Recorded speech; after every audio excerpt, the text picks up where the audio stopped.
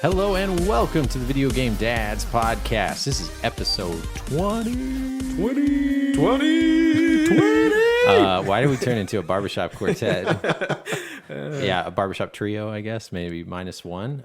Spoiler alert, there's three of us here. So the Video Game Dads podcast, three guys in a basement talk, gaming, fatherhood, and everything in between. We are family friendly, so you can listen to this with your kiddies in the car, not promising at least some adult content. We are your hosts. I am Ben. I'm Adam. And I'm Shane. Yeah, Shane is here with us for our episode 20 spectacular, at least for a little bit, not the whole episode, which we completely understand, but we are happy you are here. Yeah. So, where can you email us, Adam? You can email us at videogamedads@yahoo.com. Oh, where can you Facebook us, Shane? You can Facebook us at facebook.com/videogamedads. Dang, you haven't done that in like 3 months yet. You rolled it off. Rolled it off. Oh, man. Right off And the tongue. you can tweet at us at Video Game Dads and Instagram us. That's new. But we are taking at least fun pics of our collection there, so check that out. Yep. And that is also at Video Game Dads. And that's about it for our social media. We got some fun stuff to talk about. We'll do our Video Game Book Club segment a little later because we're going to do some other fun segments with Shane. So, Shane, we're happy you are here. You got a little sitter, I think, right? Yeah, yep. I had my sister-in-law come over and watch the kids for us. So Great. Yeah. Great. Glad to be back, I tell you that. Yeah, man. It's really good. We hope it could be regular. I try to get back as much as I can, just depending on what's going on and everything. So, Of course. And so, $1 million question, how's Miss Lexi doing? Miss Lexi is doing very well. We just got down to St. Louis this Monday. I drove him down. We got settled in the Ronald McDonald House. We're staying there at an apartment. It's a little 2-bedroom. Really nice place. People there, awesome. Great. Got him there, and then I woke up early in the morning and flew back. Adam's wife, Casey, watched the two youngins while I was gone, and I came back, and they were doing great, eating. They survived it. Yeah, she made them spaghetti, and they were all dirty and ready to see me. Dude, that's a fail-safe. When we had my nieces over, niece-I. What's plural of niece? Anybody? I think it's Nisa-Rees. It's fish. I don't know. Yeah. Right. My 4th grade teacher's shaking her fist in the air. Hopefully not from the grave. I don't know. From the grave. I know. I don't know. She's kind of old back in 4th grade. Up, down, right, left. Sorry. Okay. But anyway, great. All right. Good. It's about a 10-month plan. Is that right?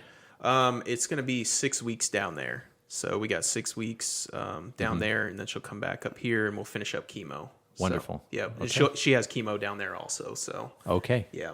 So. All right, awesome. And then we do have a good following in Florida. It's probably the second biggest state in the country, maybe, of our listeners. So heart goes out to all those people affected by that storm. From what I understand, it wasn't as big as they expected, and of course they brought a lot of the people out of that state. But both Houston and Florida, if we have any listeners there, listeners with family, our hearts go out to that. We are very sorry to hear any of that. We live in the Midwest, so we have to deal with tornadoes. Yeah. Tornadoes. And horrible blandness. Yeah. Flatness. Just Our ocean view is not very good. Yeah. At least not around here. I don't know about you guys. No? no. Okay. No ocean view for me. All right, great. So let's see. We'll go over a few different things. We'll get to our little shout outs, mentions, reviews. Also, of course, to help us be seen, please review us on iTunes or any place that you're listening to this podcast. And anytime you message us, let us know where you found us. We're always interested in that, especially because we've gotten quite a bump these last couple months, and we appreciate that. All our new listeners seem to be sticking around for whatever reason, and we keep getting emails of Thank you. people like marathoning us, and that sounds that's horrific, but we appreciate it. Yeah, and a cool update too is the Amazon Echo thing. Oh yeah, because you can tell your Echo to play Video Game Dads podcast, and it'll spit out the newest episode. Yeah, it was really cool. So it didn't used to do that. So I got my Amazon Echo because those things are like 40. I set that up like months ago, and I couldn't get the stupid thing to work, and so I was like screw you, Amazon, I'm over with this. And I stopped on it. And then for some reason, Well, now it works for everybody. So it's it started working. So I think what they did, because I even messaged them about it, is like if enough people ask it to play, then eventually they'll get it to play, and it plays through the. okay. Yeah, so that's what it is. So I even like asked it, it's like, cannot do that. Do not know. These guys are, whoever you're asking about is not popular enough for me to care, Alexa says. But yeah, it was pretty funny, and I just tweeted that out, and then Amazon said, and you can go even farther, since I said it's like Star Trek. You can ask for us, and we'll be provided. But anyway, the because we're not sponsored by Amazon. Surprise! Spoiler alert: we're not sponsored by Amazon. You're more than welcome, Amazon. Yeah, come on board this ship. In case you're confused, we're all members of Prime. Yeah. But we can't really pay that forward because Prime's pretty cool. It's $100, right? Yeah, something like that. Yeah, it's worth $100 if you use it very much. Yeah, totally for sure. But anyway, you just play Video Game Dads and it'll play it. And those Amazon Echo Dots are pretty cool. The first ones were like $100, $200, weren't they? No, I think the first was like 89 or something. Okay, like that, yeah. okay. But anyway, now they're like 40, and they're just as good, and they're about hockey. Yeah. They have an auxiliary out, so you can plug them into any stereo and turn them into an Echo, basically. Yeah, I still don't have one, so that's what you use them for. Or even I'm connect not to a cool Bluetooth. You don't even have to do that. Like on your app, you can just connect it directly. I like it, especially. It's a wonderful thing if you're a new dad. The guy that we got the Xboxes from, he's a brand new dad, or going to be a new dad here shortly if he's not already. So congrats, early congrats. Awesome. And we shouted him out last time. And you got an Xbox from him too, right, Adam? Yeah. The Amazon Echo is great because if your hands are full, you could just say, hey, play Wheels on the Bus, computer, and it will do it, and it's awesome. I need that in my life. Yeah, it's pretty good, especially for like $40. You can't beat it. Yeah. So I think some interesting things happened this last week. We record on a Thursday. It's currently, what, the 21st, 20th? 21st. Man, this month has gone by fast. It really has. Yes. Yeah. It's fall, but it's muggy out. And especially since Shane's here, I think it's good we talk about this Nintendo Direct that just happened. Yes. Happened about a week ago, a little less. Yeah, well, I don't know what, over the weekend, something like that, Friday, Yeah. something last week. Yeah, but just in the last few days. Yeah, so overall, I was pretty impressed. It's funny how they end up talking about 3DS and things like that. But what did you guys overall, before we kind of get into a couple little main points, what did you guys think of it? Well, being a Nintendo fan is like trying to survive in the desert. You really enjoy a cactus or a oasis when you happen upon one. Yeah. But the stretches in between can be a little rough. Yeah, and it's hard because it's like being a Nintendo fan or not, and you guys are I mean, if you listen to enough, you barometer, I'm pretty neutral. You guys are pretty big fans. We all had it growing up. Yeah, I've been a little disappointed in the last like 5-10 years, and of course now the whole fanboyism we can say because we're not crazy, but they're Nintendo fanboys are a little defensive more than the others because of the whole, I don't know, kiddie thing, or because of the whole they have to justify the nostalgia because maybe people who are a little younger don't get it. Would you say that's fair? Yeah, absolutely. Perhaps. Yeah. I mean, not everybody can be perfect. Yeah. That's kind of how it is. But no, it was a great direct. It looks like the next year or two. Well, it looks like maybe just owning a Switch in general might not suck. Yeah. There's really good stuff. There's I mean, of course, they had all their first party things that you would sort of expect them to have, but man, the third parties are starting to show up, and the stuff that they're showing up with ain't half bad. It is really good. Go ahead, Shane. Especially that Doom. I mean, the Doom looks great, and I just watched a video on it, and the way it was running just looked good. I guess it's only at 30 FPS, but it looks like it's just running really smooth. Well, the thing about it is too, though. I mean, the Switch, it's a 720 system basically when it's undocked, and then it's 1080 when it's on a TV. But when you're comparing it with like 4K systems and all the rest of it, so long as the frame rate runs, I mean, really, as long as it's locked in, that's where a first-person shooter like that, so long as the frame rate is even, smooth, and stays above 30, I think it'll be, especially in handheld mode. Oh yeah, will be a fine experience. I actually play my Switch exclusively handheld mode. My PS4 is the one that I play when I'm hooked to the TV, and when I'm not hooked to the TV, it's my Switch. I think we talked about that before. I more look at the Switch as more of a handheld system than and I think so too. I don't think that's the way Nintendo necessarily wants you to look at it, but I think it's great because people are like, oh, well, it isn't going to have quite as much stuff as the Xbox One or the PS4 versions, or maybe it'll run a little bit slower and whatever. And I'm like, Yeah, and I can't take those outside. I can't take them in the car with me. I can't. No, sit in the back, the third row, looking out the back. Yeah, your PC can be as fast as you want it to, but you're not going to throw it in your pocket or in your backpack and run outside and go someplace and play it. Unless you got those Junkos from early '90s. So it has one big advantage, versus all the others. But anywho, that looks great. There's the new Wolfenstein, not the old Wolfenstein, the new one that's coming to all the other systems. It's coming out. It's going to be a little bit later, but so still, you're talking about the new Colossus. The new Colossus. Yeah. Yes, it's going to be like a few months later. I've seen people complain about that, and I'm like, it's 2 months after. Like, what's that? Oh, did they say 2 months? Something like that. It That's doesn't what matter. I've heard. It'll be trivial regardless. Yeah, they said 2018. I'm excited for people to play that because, again, a lot of people maybe haven't played the other systems, and so they don't get a chance to play this. But I can tell you, Wolfenstein, the New Order, the one that came out about like 4 years ago now, is one of the best first-person shooters I ever played. Forget that; it's one of the best from that generation. Oh yeah, it's probably barely or in my top 10. I never got a chance to play it, so I'm excited. I've played a bit of it, and I'm gonna. It's on my list. I'm gonna get back to it. So what happens is there's a very good dynamic story, but the graphic, the facial animation, the uneasiness of this, the way these people are portrayed in this kind of steampunk. Alternate future Nazi era when they did kind of win, and now you're dealing with a rebellion. It's kind of uncomfortable, but it plays so good. It plays so tight, and the shooting feels really, really good. Again, it's like it was one of those games that are just like you see screenshots, Alex, like an FPS, but when you actually play it, I was so surprised. I went back and played all the alternate timelines. It has an Easter egg of playing the old Wolfenstein in there. That's awesome. When you take a nap, you go home and take a nap, and then you dream playing the old one. That's awesome. Yeah, that's really cool. Real quick, I wanted to jump out of this, come back, because something else happened within a couple days, and of course it'll be about a week old by the time this comes out, but it's pretty new, like 2 days old. This Easter egg that was found in the Switch, since we're talking about the Switch. So, in a nutshell, Satoru Iwata, yes, the former Nintendo president, longtime president, friend and family of the show, Norman Caruso, does a very great video in tribute to him. Yep. Many of you have probably already seen it, but if you haven't, please check that out. He was evidently a very wonderful, beloved man that headed up Nintendo from the early days and worked his way up and just loved games. And it was just such a great, nice guy. Kind of like who's the Apple guy? Is it Wozniak? No. The main guy that died. Steve Jobs? Steve Jobs. Kind of like Steve Jobs, except not a jerk. Like wouldn't steal from Steve Wozniak? Yeah, for the most part. Okay. Yeah. So anyway, he passed away about a year ago, and what was recently discovered by someone going through whatever, the BIOS, the code, that inside every Switch, the Switch that might be in your household, the Switch that's in your Target, is a code of golf. For the NES. For the NES. The black box. It's just, the black box original golf. And that was originally programmed by Satoru Iwata.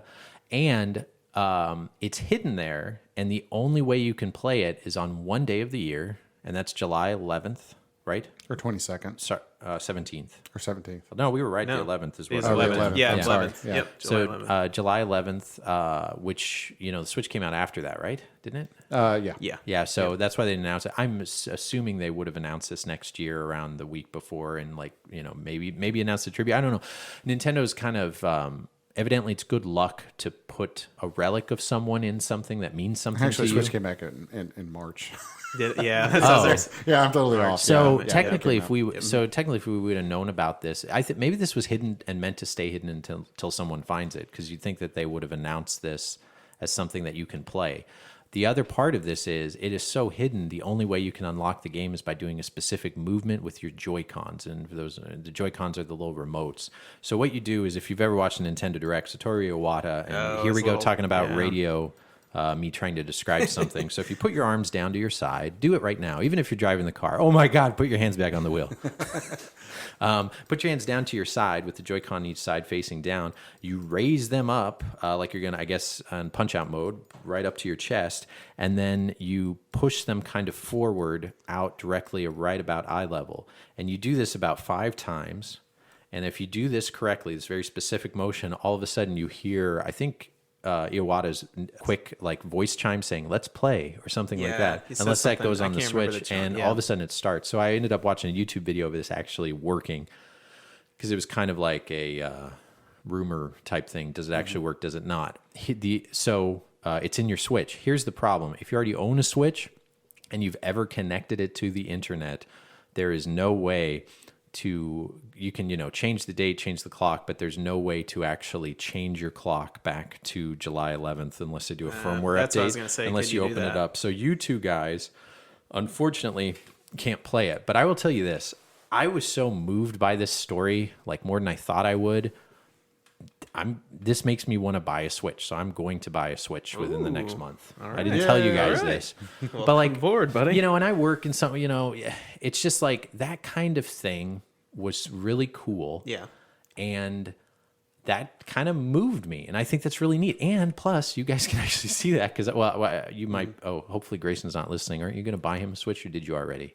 He's got one for his birthday. Yes. So we're gonna. I'll cover his ears for this part of the podcast. Well, I'm just saying. So don't connect it to the internet. So what I'm going to do is that whenever I get this thing, I'm not going to connect it to the internet, so I can actually check this thing out. But evidently, if you already connected to the internet, you could try to reset your clock. It's not going to work until we get to actual July 11th. The only other way to do that is literally rip open your Switch and like take out a BIOS chip and put it back in or some crap, kind of like taking out a fuse in your car. But then you get to play this. But either way, it's awesome. I wouldn't do that. I wouldn't recommend doing that. No. And the other problem, the big reason too why I didn't buy this thing, my kid, for those who don't know, sorry listeners, Adam has a 4-year-old. Yeah, almost 4. And Shane, it was always 1, 2, 3, but where are we at now? 4, 2, 1. Nice. Yeah. 4. I even get confused. Jeez. So 4-year-old, 2-year-old, and 1-year-old. That's okay. You're supposed to be confused with those ages of kids. A big holdout for me is I always love to get some sort of deal. It is really hard to get any kind of deal on anything recent Nintendo because they don't usually drop their prices. Yeah. And they won't be for a while. Yeah. On the Switch. But. So they also announced in the Nintendo Direct that there is a Super Mario Odyssey bundle. Yeah. But the bundle comes with the 2 red Joy-Cons, whatever, and then a download version of Odyssey and a help me out, case. Yeah, travel case. case. Like a travel case. Travel case. So, but you're paying for all that. The travel case is $20, game is $60, so it actually is $379. Yeah. So it's the same price if you were not getting MSRP. So then that didn't, and then also it wasn't going to be a physical game, and we're crazy collectors, so that pulled me away. But I did figure out a way to get this thing cheap, and I scoured the internet. So Best Buy, it is reasonably easy to get it is easy to get a Switch now. You can get it, but if you're wanting to get it online specifically from a certain retailer, you still have to wait about every 2 weeks for them to pop up here and there. But it is relatively easy to go in and buy a Switch now, which is good for people who want to do that. Finally. I've seen them out. But for right now, you can get $100 gift cards at Best Buy for $85.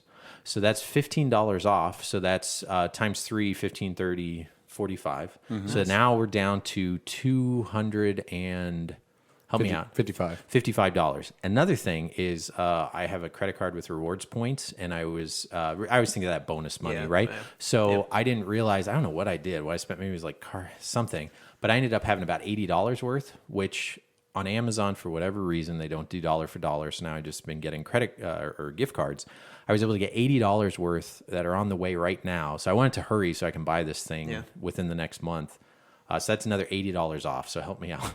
I'm using Adam's brain. So what's 55 minus 80? Now, well, if it's 255 minus 80, it's going to be 50, 270, 275? No, 265. Sorry. No, not 2. 165. 165. So now we're down to 165 for a Switch I'm at. Or no, wait, I think I went the wrong direction on that. No, you went the right direction. Did I? Yep, you were going the wrong direction. Turn it back around. 265. How much did I say? 80? So it'd actually be 275. Yeah. Because you were at 275. So we're at, or 175. Jeez. Okay. Yeah, Too much, All right, too much math. Now we're at 175, and Best Buy also is giving a $10 discount on top of their 20% for Super Mario Galaxy, Odyssey for whatever reason. So I can get Super Mario Odyssey for $38 because of the Game Club. So you got $38, which is, I really want to play that game. Yeah, I recently at the Nintendo Direct, we can talk about it here in a second. So I can get a Switch for $175 plus $35. So we're talking $210 a Switch with Mario. I have somehow created a deal to get a Nintendo Switch, and I want to get a Switch. And it's honestly the biggest thing that moved me was the Satoru Iwata thing. Nice. So hopefully I'll get one. I still need to put all that together, but potentially that is a way to get a deal, folks. If you want to do it, of course, minus the whatever, you can get the at least get the $45 off by buying the gift cards and buying it that way. And then also doing the Gamers Club Unlocked, which you just started doing, Adam, right? Yeah, I've started to use Best Buy a little bit more for my newer games. Yeah, they're starting to beat Amazon. It used to be the other way around. Yeah, Amazon's starting to drop the ball a little bit on that. Well, Amazon used to give you big discounts for pre-ordering stuff. They give you like a 20% discount, but they kind of aren't doing that on some of the collector's editions. That's just it. They're not doing it on collectors, and they only do it for Best a Buy week. still is. So oftentimes Best Buy is cheaper than Amazon these days. Yep. And I think they quit doing Amiibos too. I'm not for sure on that because I haven't got an Amiibo in a while. They don't give any discount on Amiibos on Amazon. Yeah. On Amazon. Yeah, you're right. They do not. Yep. So anyway, there's that. I really thought that was a really cool little story. But back to the Nintendo. Mario Odyssey. Yeah, looks wonderful. It looks awesome. Yeah. I think it actually looks like the best Mario game since the Galaxy games, 1 and 2 on Wii, which are probably my two favorite platformers of all time. And anybody who disagrees with me is wrong. Dead wrong. They do it well. What I like is they throw in a lot of 2D old school. Yeah, I they should fit qualify into 2D. that. Yeah. Best 3D platformers ever made. I really do think they are the two best. I think I'd make an argument maybe for some others on 2D, but man, they're both really good. But Odyssey looks awesome. And I think it could be every bit as good, if not better. So the big mechanic on that is the new hat throwing. Yeah, hat throwing and stuff. And you can possess other people with it, and of course, possession of whatever's been done before. It's kind of like the Apple thing, but like doing it with Nintendo. Also, like you can take photo modes and pictures. And I saw recently Nintendo's really strict on what they show, but there was some gameplay footage where you can see 2-minute chunks, and they showed filters, and they have an NES filter, a SNES filter. So when you're in photo mode, you can actually kind of give it a weird color effect, the SNES and the Game Boy. They have like a weird green filter. Oh, that's cool. There's so many little nods to that. That is, and I was thinking about this when I was like, I'm gonna get a Switch eventually. I thought like, the price dropped, the whatever. I can wait a year. I've got so many games to play. The same day that comes out, Colossus comes out or whatever. And I'm like, I'm definitely going to get that because I love that Wolfenstein game. Yeah. I'm super excited about that. And I'm happy it's coming to the Switch. Who knows? I might want to play it again by then. Yeah. So everybody's going to be talking about this. I wouldn't be surprised if this game ends up getting like a 10 out of 10, an A+. And I don't want to be like late to the party and like miss out because I kind of want to. It doesn't happen very often that a new Mario game comes out, and they're always really good. Outside of maybe like Sunshine, I was not like Sunshine. I actually am not a big fan of Sunshine. Yeah, a lot of people aren't, and then you go back, and then it's funny now. It's like, well, it's cool to like it because no one liked it, but if you, it's just it's just one of those games. It's not a horrible game. It's just not as good as the other 3D Mario. You could have replaced Mario with another like random like this. You could try to make a new IP. And it wouldn't, and so that lets you know it's like it wasn't really a Mario game first. It was cool, it was different, but like all the gameplay I've seen from this, getting their moons instead of stars, you can get one in like 40 seconds by doing a certain. You don't have to play through a whole level to get these things. It just seems to be more bite size. It's like Grand Theft Auto Mario, because sort of. you go into. I mean, the biggest difference is in previous 3D Mario games, you kind of pick a star or an object that you're trying to get, and then the levels reconfigure to that objective. Yeah. This is when you just go into a level and you just collect the moons. You have to really start digging at spots. But you don't go out of the level after you collect one. Yeah. You basically just keep running around the level, keep completing tasks, and there's never this going back to the hub world and then going back in. Yeah. So it's going to be more streamlined, and I think it'll be kind of interesting to see how it works like that. But it looks like a big game. I mean, they kept saying, well, we're going to show you a little bit more of the game, and then they showed you like another world or two on this direct, but then they showed like a list that showed that they've only showed like 5 or 6 of maybe like 15 or 20 which worries me a little bit because I don't want it to be like a Zelda type of deal where it's like too big. I don't think so. I mean, I think that the worlds themselves are smaller and more contained. It's very bite-sized. Because I think they're thinking of it on the go, which is kind of a cool way to play it, and they were saying like you can play it for like 10 minutes and feel like you got a lot done. And I think they've changed some things knowing that people will play it portably, which will make it like in a way better and less. And like how do I put it? Like less filler. Like 3D World or whatever was really good, and 3D Land was good, but sometimes there was a lot of barrenness to that because they expected like 4 players to play in there and do that. It's not co-op though; it's just 1 player, right? Mario 3D Land is a co-op. No, that one. But I'm talking about Odyssey. Oh, Odyssey. Odyssey is I don't know. They haven't honestly. It's more like a 1-player experience. I think Odyssey. I think I think there might be a. I think there's some mini games and things that honestly I'm not really sure on that, but sure. But yeah, I mean they did multiplayer in 3D Land, and it's quote unquote finger air quote multiplayer, but it's really hey let's kill our friend, kind of thing. So it's kind of cooperative, but the way most people play it, not really. Yeah. So other things on Nintendo Direct, there was this kind of cool new IP called Octopath Traveler. Yeah, I think that game looks awesome. Yeah. And I'm hoping it gets a physical release, but it's like this nifty pixel art role-playing game, pseudo 3D JRPG. Yeah. Throwback, kind of like an old Final Fantasy. There was parts of it that reminded me of 3D Dot Game Heroes. Yeah. If you guys ever played that for the PS3, that's a really cool game. And I think they maybe modeled some of the way they did the graphics off of that game. But man, that thing looks awesome, and it's one that like people aren't really talking that much about. But I think it looks really, really. Did cool. the demo came out after that? Yeah, and too, I honestly haven't played the demo yet. Cool. But I haven't either. But there was that Xenoblade Chronicles 2. Which comes out, which is another big RPG, and that looks is good. It too looks big really for me. good. It is a huge 200-hour kind of that's game. not, do it. unfortunately not for me either. Yeah. but- Yeah, I mean, I'll probably get it. And then put it on my retirement list. Yeah. Of things that I'm going to do when I don't have anything else. With your to head do. frozen, you're hitting it with your nose. That's and you're right. trying to play this thing. After they unfreeze me and attach me to a robot in the future, I'm playing that game. A new 2DS that's orange instead of the green and black one. They did a Pokeball one too, didn't they? Oh, yeah. 2DS? Yeah, that the looked Pokemon. cool. Yeah. Snipper Clips Plus, that's going to be a physical Snipper release. Clips is actually a ton You of need to fun. get Snipper Clips. Yeah, you'll enjoy it. And with that's the wife. one that That's you a can good actually one. get your significant other and or people who aren't interested in video games really to play with you. Yeah. And it's super fun. Something I am excited about this thing is like when the wife and I play, I can always play a handheld, a traditional handheld. But it is a way for me to play it while she's on the couch, watching TV on the couch, and then I'm there too. So that's cool. They have everybody wanted this virtual console. Everybody's been whatevering about that. I just still hasn't said anything about that. yeah, Not but really, they no. released something called the Nintendo Arcade Classics, which Adam and I both have a Versus, Nintendo Versus Red Tent. Mine has been modified into a Ninja Turtles one. So if you look on our Instagram or our Facebook, you could see Adam's. Snapped a picture of that, and hopefully this week I'll put up mine that plays the original Konami Ninja Turtles arcade. It's been modified a little bit.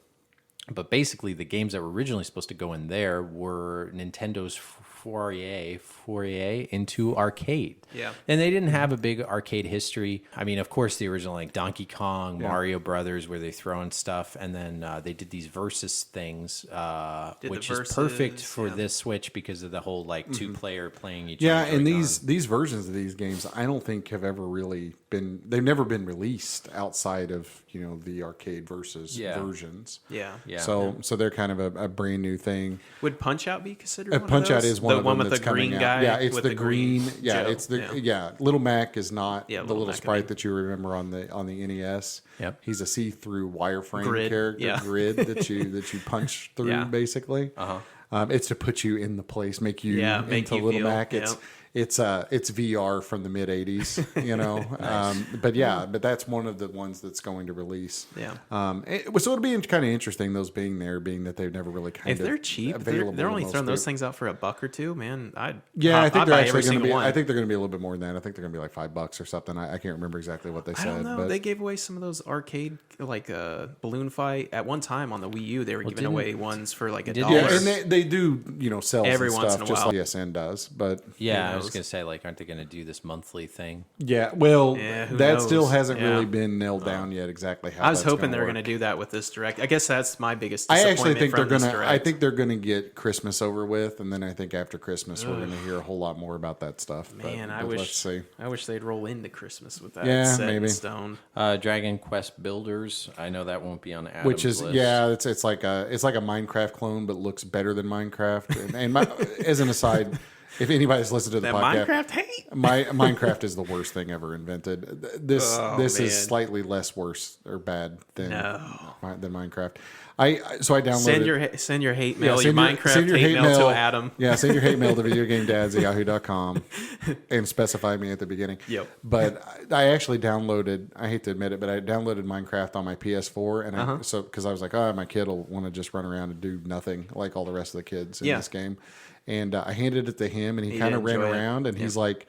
He hands me back the controller. He's like, "This isn't fun." And like he literally said, "This is not fun. Can I play something else?" Yep. So I said, "Oh, that's my boy." And then I scrubbed his head, and we went and threw a football around. Yep. Yeah, I'm like that's my kid. Hates Minecraft just like his daddy. What other games was there? There was a Mario Party announced that evidently is a lot like it's got kind of like a hybrid version of what's the WarioWare type stuff to it. Yeah, it's the top. It's the so-called top 100 Mario Party games. But that's only on across 3D or 2D, the new TDS, right? Yeah, that's a 3DS game. Well, and part of it is because Mario Party games are on DS, 3DS, and so that's the only real way to get those mini games over. But I wouldn't be surprised if they release some modified version on the Switch. Cool. I love that. And then a Kirby Star Allies thing. Is that for the That Switch? game actually looks awesome. I didn't see that one. I missed that. They released some footage of it. It's kind of a 4-player co-op kind of Kirby, but the computer can control the players, and of course it has all the power-ups in it. Yeah. Every Kirby game has like a gimmick to it. Yeah. There's Kirby's Mass Attack where you're controlling like a whole bunch of Kirby's. There's Planet Robobot, the most recent one where you have robotic suits. And I love Planet Robobot as an aside. Like me and Grayson had played a lot of Robobot. I remember you saying that. But yeah, it looks great. It looks like a Kirby game. It probably won't be like, wow, this is like a super game changer, awesome thing. But Kirby games are always solid. They're always a lot of fun. They're easy, but they're still a lot of fun. Cool. Trying to think any other big titles. I think we covered a lot of those are the big ones. But yeah, in the bundle I already talked about, which I think will be awesome to get people. I was a little surprised, like that's what I thought would be great. It would be cool if like that was like the launch bundle, or every Switch comes with a game and all that. We're kind of past all that, but that's a cool bundle for people who want to get into it. And it's perfect. It's right there. So that'll be a big. I wish they would start doing the docks though, and like different colors or something. It's just like their special editions are pretty lame, where it's just like Joy-Cons. There's going to be 8,000 versions of it by the time it's all over with, just like they did with the 3DS and everything else. They love revising their hardware. Yeah, that's true. Yeah. They all do, though. Cool. Yeah. So that, for the most part, is the Nintendo Direct. Also, they have announced since then, and again, they're kind of vague in their releases, but basically Nintendo has officially kind of gotten a little bit more broad and announced that the SNES Classic is going to have quite a bit more available. Reggie Fils-Aimé, the Nintendo president, came out and said, like, don't overpay, don't do scalpers. If you want one, you're going to be able to get one. Recently, Wario64 on Twitter has released that the opening supply for Targets and Walmarts are going to be anywhere from 50 to 150, as opposed to 10 to 20. That was the case for the NES Classic. And these are now in BrickSeek. So having 90 per target, having 9 times the amount, if that is true, that is significantly more. So hopefully that means people will be able to get them. Yeah, as long as the stores carry out the one. Well, and if people do try to scalp them, it's still going to make them less valuable to scalpers, just because there's just going to be more. You're still going to have the scalpers, exactly. Yeah, it's still going to be a problem with the word out there that there's so many scalpers that deters them because they don't see the profit. Well, and if they know that more coming, it's kind of like the Switch. Scalping never got really bad on the Switch, just because everybody knows that there's going to be more coming at some point. Yeah, and it came out in March. Realistically, like that's a kind of dry season for the most part, unless you got your thumb on video game releases. Yeah. And then the NES Classic will supposedly be re-released, which I didn't see coming, because how they were talking how like, we can't. It's like shops closed. We don't even have the ability to remake those anymore. And then they're like, oh, just kidding. We like money. So thanks, all these poor people within the last 2 months that were like, okay, $200. I mean, that's kind of their prerogative, but supposedly that's going to come out too, and they're going to re-release it, and we assume all the same games and that kind of thing. I bet they changed the packaging.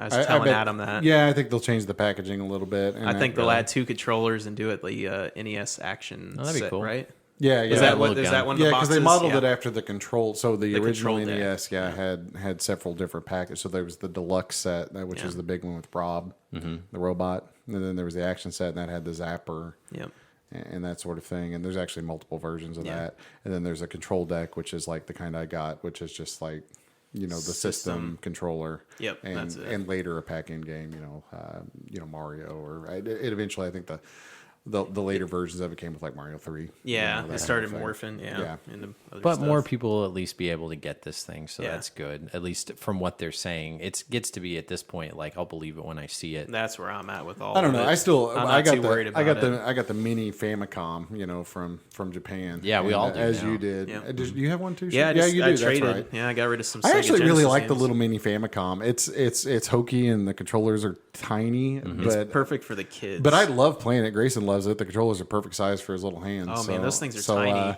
Yeah, they're little bitty tiny. Yeah. But it's kind of fun playing the Japanese versions of all those games.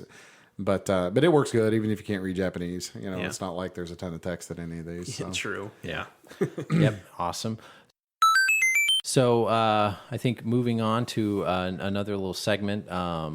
Shane, you're okay to stay for two little quick ones. Where are you at right now? Yeah, I think I got maybe two of me. Maybe we'll do two quick ones because yeah. this is going to be. I thought it would be funny to talk about some of the things that came out in the past. So for this quasi segment, we're going to call it Days of Future Past. Yeah. Days of Future Past, totally original name. Yeah. So we're trying to release the rights. I think X-Men wants to make a movie about it or something like that. But anyway, Days of Future Past, I just went through real quick and kind of saw what came out this week in the past. Some notables. Let's see, about 13 years ago this week, Katamari Damacy for the PlayStation 2 came out. Mm-hmm. The weirdest, funnest game ever. I like that game a lot. You roll around as a ball. It's super kooky, super fun, but I love that game. Yeah, you just like collect stuff. Yeah, you basically roll around the ball and you can only collect things. It's like Hoarders the game. Yeah. But it's neat because like you literally start out as something small enough to pick up a paperclip, and you can only pick up things roughly the diameter or size about 40% of the ball you're carrying. So the more you pick up, the more you go, and you potentially get to the point where you're picking up clouds. Yeah. You're going full islands. The scale is really neat and kooky, and they've released this on like PSP. I have it on 3. Yeah, I've got the Vita version of whatever it is, and it's never really changed after. Yeah, it's super awesome. My wife was like, "What are you playing?" And I'm like, "Don't judge me. I'm playing some Katamari." Dude, that opening theme is great. It's one of those games you can't be sad and play at the same time.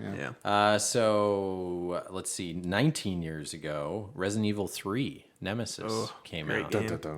That was good, man. Resident Evil 3 was pretty good. That was a little polarized. Some people, obviously 1 and 2 and 3 out of the trilogy might be the one least remembered. But that main boss, right? His name was Nemesis. Yeah, he was pretty cool. I think that going back and looking at that now is sort of, they were going really action after this. Yeah, like they went really heavy action after this. Games, people always remember them. And I too remember them with a lot of nostalgia. I remember first time playing Resident Evil 1 was right after it came out in the very beginning of the game when loved it. You catch the zombie like chewing on somebody. Yeah. Thinking, wow, of course that was kind of when FMV was switching into this computer animation stuff. And I remember thinking that was so cool. Yeah.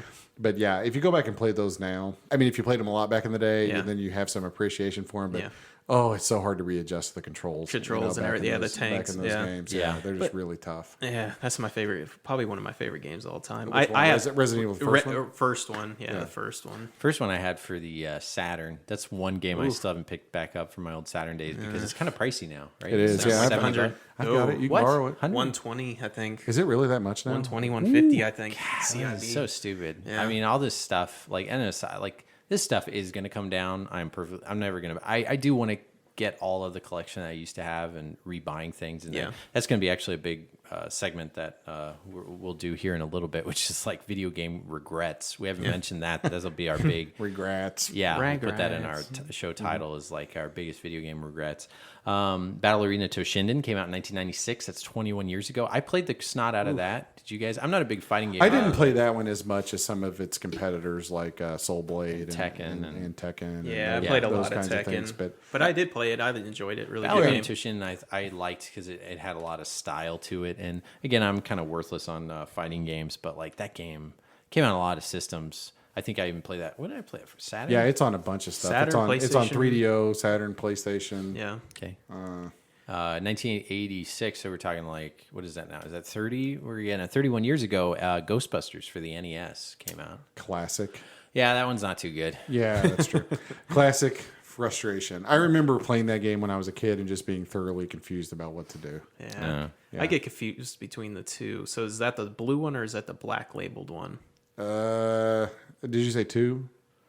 This was just Ghostbusters. the Ghostbusters original. is a black, I think. Okay, black And 2, one. I think, is the blue label. Okay. I could be wrong about that. No, but- I think you're right. Yeah. And then lastly, like the Saboteur, which is kind of a hidden gem for the previous generation, came out now 8 years ago this week. Saboteur was a game by, it was maybe Take-Two. Yeah, that sounds right. Yeah. It was open world GTA style, but done like post-war. The hook on that was as you unlock the world by like climbing towers, you give color to the city. So it starts out black and white, and it's got this noir look to it. And as you go through the game, and this is like, I want to say it's like 1940s. I didn't beat the game, but I played a good part through it. But again, when you unlock towers, you end I up... never played it before. It was Pandemic Studios. I think this is the game that actually closed Pandemic Studios, and it was published by EA. Oh, okay. That makes sense. EA, yeah. It's really neat because if you go and find this used, there's actually a really cool ticket inside, and they make it look like a ticket, and it's a ticket for the Moulin Rouge because you're playing in Paris. That's right. Yeah. You're unlocking Paris. Moulin Rouge is that movie, but it's also like evidently sold like bourgeois kind of topless girl dancing thing. But anyway, it's a DLC that you can unlock that still works because I unlocked this like a year ago, and it has a ticket that looks like, hey, admit one to the Moulin Rouge. And then you get a little not safe for work, but like, you're just talking the top, not the bottom. And it's very artsy, and it's not like Grand Theft Auto. Yeah. It's like go to a back room and you're like, is someone watching me play this game because I feel uncomfortable. But it's pretty cool. That was another one. So that's some of our days of future past. It's fun to hop back and look at some of the games that came out right then. And it's weird as hell to say like 32 years ago this game came out that I remember fully. It's like, I don't know if we could do this again because I'm feeling really old. Yeah, man, responsibility. But anyway, all right, moving on.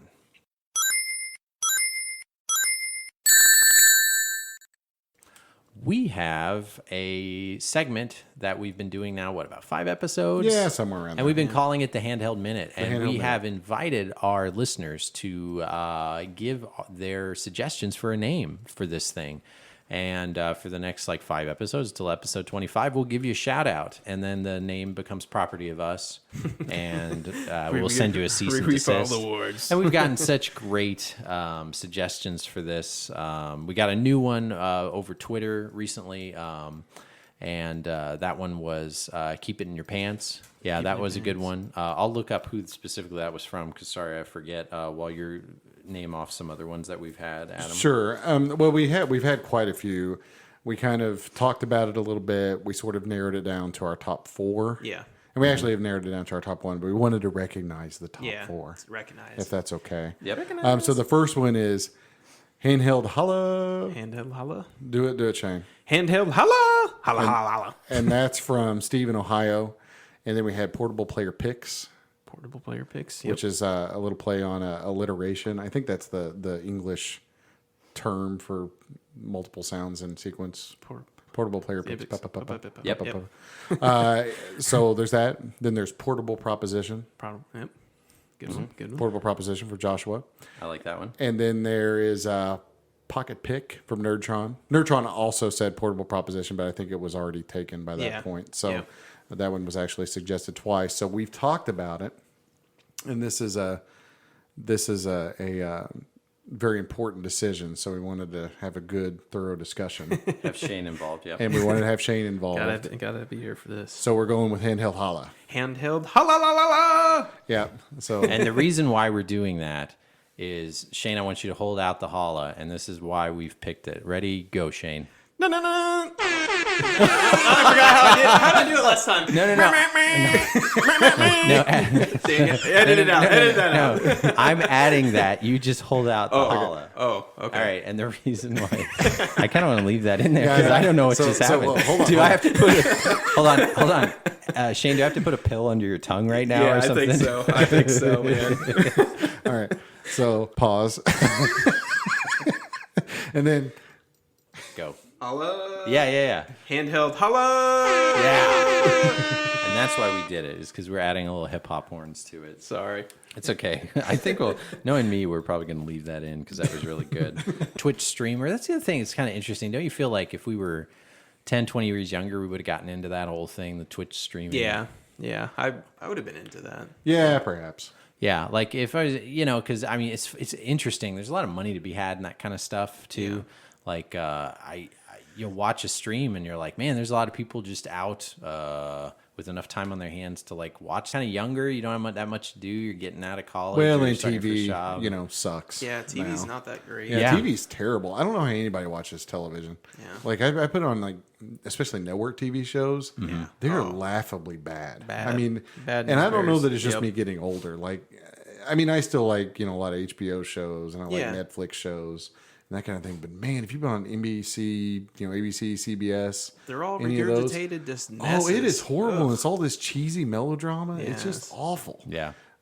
So yeah, I could totally see how just watching somebody play a game would be more entertaining Yeah. than most of what's on Absolutely. television. So back to and our less depressing. So Yeah. back to our handheld holla, brought to you by Steve from Ohio. Steve from Ohio. Thanks, Steve. And Thank if you, you want to Steve. write us in, and I don't know, you work at a pizza joint or you like a local pizza joint, you got 5 episodes for us to just plug anything, like a plumber you like that you want to get a discount on. Which Get is- creative, Steve. That's Yeah. what we're trying Yeah, to that's say. what we're trying to say. We Or just, gotcha. hey, you like Cinnamon Toast Crunch. You like a certain cereal. Whatever, Steve, it's up to you for the next 5 episodes. We are your BITCH. Your kid knows how to spell. Sorry. So for our handheld holla, this is a segment where, unlike our video game book club, we just quickly throw out picks by all 3 of us that we've played before that are just recommendations for a handheld, because it's hard to give a handheld love. And these might be hidden gems, popular. Doesn't really matter. Each of us just picks a game as long as it's a handheld. And that way it's something that we suggest. Maybe you've played it before, and you can also email us suggestions that you have that we'll throw out there too that would make us want to pick these up. So should we go to Adam first? Adam, what is your handheld holla suggestion for our listeners? I'm going to break the rules and double dip on this one. I'm gonna do 2 games. So Fine. I'm playing the new Samus Returns on 3DS right Nice. Cool. now, which is pretty good so Yes, I was far. gonna ask you, how I great like is it. that? Yeah, it's kind of a reimagining of the second Yeah. Metroid game that came out on Game Boy. Only Game Boy, which is a great game. Yeah, which is a really good game, but so that's my first one, and it's worth getting so far. So I'm happy with it. And the other one that I also played through very recently, a game I got from Shane actually, Metroid Zero Mission, which is the reimagining of the first Metroid. Okay. So I'm putting both of them together. Oh, boy. You get 1 and 2, Little the mesh. reimagined versions thereof. So Nice. the first one's a Game Boy Advance game. Second one is a 3DS game. Both of them very, very much worth playing. I did play all the way through Zero Mission. Hopefully sometime here soon I'll get through Samus Returns, but both excellent games. Great. Some Samus love. Moving over to Shane, what is your portable pick? I picked Double Dragon 4. It's new on the Switch. It came out on the PS4. Yeah, and the Switch counts. You talked about that earlier. I'm like, yeah, hey, it's it's like, does that portable. count? Sure, Yeah. it sure does. Been playing it. I picked something that's fresh to me right now. Been playing it. I got to stage like 6. Pretty good game. Pretty much Double Dragon 3. I mean, it's all regurgitated. It's sort of, but it's a good game. You know, I and it's didn't only $7 and it's on the go. It's, I didn't play totally Double worth Dragon it. 3. What's the big difference between that and the first 2? Not really much. I mean, they're all sort of basically Sure, the the same. same, like Yeah, they're all side-scroller the beat 'em same. up. Yeah, side scroller beat 'em up. They're all sort of the same game. Sure. So, Yeah. I really like Double Dragon Neon. That's obviously not a pick of mine, but like Double Dragon Neon. Did you guys ever Was play that that? a downloadable I game? did, yeah. Yeah. It's a recent release on PS3, Xbox Yeah. 360. Recent night, I found out because the owners tweeted that it's like 7 years. It's like 4 years old or something. 5 years old. 5 years old. Oh, really? The game's already. It's just how That's fast crazy. time flies. Double Dragon Neon's really cool because the soundtrack was done by Jake Kaufman, and this is before he blew up. But now he was the one that did Shovel Knight. Yeah. Oh, and okay. like Excellent everything soundtrack. else under the sun, and like I freaking love that game. And That'd be another little quick aside. Limited Run Games is going to do a physical release of Windjammers for the Neo did they Geo. announce Oh, that? really? I thought that was going to happen. Yeah, I called it Windjammers is a ton Hold a of second. fun. When It's they like- announced that, when did I get that email? about a week ago. What? Yeah, I hadn't heard it, but yeah, I get all of them, so I'll get that one. So Yeah, I don't know how quickly, but hopefully in the next month or two, Windjammers is a lot of fun. Windjammers is a ton of fun, and I even called it. So on Twitter, I said like a month or two ago, "Hey, you guys should get together and release this game physically." And boom, they did. They recently released a download title. If you've never played it, it's basically like imagine Pong, right? Yeah. It's tennis With back frisbees. and forth with frisbees, but it's yeah. real quick arcade action. It's as good, like as far as that type of game, as like the original Virtua Tennis for Yeah. the Dreamcast, Oh, yeah, that's which great. is just like a classic, and that's a great arcade. Yeah, it's just a fun game. Yeah. So my handheld holla pick for our listeners is an original Game Boy game, Castlevania 2: Belmont's Revenge. That game is my first Castlevania game. Also a good one. Yeah, and it was actually I never really played the old NES Castlevania games. It is really good. It looks really awesome. Yeah. And I played this. This is probably top 5 of all my original Game Boy games played. Yeah. It is the best one of all the Castlevanias. And they released, I think, 3 of them, and this is easily the best one. It's kind of pricey now. It's like $25. Yeah. Ooh. But if you find it, definitely give it a try, or if you're able to play it on any other kind of device or what have you, check it out, because it is a really good Castlevania game. So that is our suggestion. So throw them in there. Our new segment, our Handheld Holla. Thank you for everybody else, though, that, of course, gave all the suggestions. It's kind of tough. It just kind of came down to it's nice and stupid, and we're nice and stupid. We just love that horn. no offense we from love the Ohio. horn. Yeah, no offense, but we are equally nice and we are equally stupid. So that is why we picked it, and because we can throw in that hip hop horn. So anyway, that is our Handheld Holla segment. All right, and now it's time for our video game book club, and our video game book club is brought to you by Double Mint. A double pleasure's waiting for you. A double pleasure from Double Mint Gum. A double great feeling, making you realize Double Mint's the one for you. Double fresh, double smooth, double delicious to chew. A double pleasure is waiting for you. Double Mint Gum. A double pleasure is waiting for you. All right, yeah, Double Mint Gum, huh? Yeah, delicious. Old classic. Gosh, we're just so happy they brought those twins back. Their nice big hair. They had a lot of twins, like different. Sometimes they were guys, sometimes they were girls. Yeah. Sometimes they must have kept those going for 20 years. Yeah. All right. But anyway, so our video game book club segment is where each episode we pick a game that might be overlooked, misunderstood, most likely not in the top 15% of whatever system library we are on, which are currently on Sega CD. And then we talk about the next episode after we play it. In between the episodes, we encourage our listeners to submit suggestions for the video game book club, discuss it, and you can pick any system. Any system. A lot of people are picking NES. That's fine, but you can do any system known to man. And whatever console that is, we'll put it in. And whatever that pick is, we will put it in our pool and then throw it in our randomizer and pick that. So we end up picking 2, one from the dad and one from us. Shane had to leave, so we appreciate he was here. Hopefully, our listeners appreciated that too, and hopefully he can continue to do that. Be here for about an hour or so. But we're happy he was here, so that's why our video game book club segment normally we do first. We're doing it now because Shane didn't get to play these winners, so to speak. So our 2 video game book club picks. One was by me since we were on the Sega CD, and I picked Double Switch. And what was the other one, Adam? Sunset Riders Yeah, nice pick for the Super Nintendo. for the Super Nintendo. Also was an arcade game and a Sega Genesis game. What should we do first? It's up to you, Adam. Oh, let's do Sunset Riders first. Why not? All right. Okay, Sunset Riders for the Super Nintendo. So do you have a little spiel about it when it came out? I do, yeah. So Sunset Riders came out first on the Genesis in 92 and then on the SNES in 93 based on the Konami arcade game of the same name. Yeah. And of the 2, Super Nintendo version generally understood to be the better one. Yeah, I think it probably is the better one. I haven't played the Genesis version in a long time, but yeah, from what I recall, it actually is a little bit more faithful to the arcade. But pretty good game. Yeah, it's I'd not say bad. so. I really like this game. I hadn't. Everybody's kind of, if you're in the collector scene, you have heard about this game. It's jumped up in price. It's always on a top 10 hidden gem list.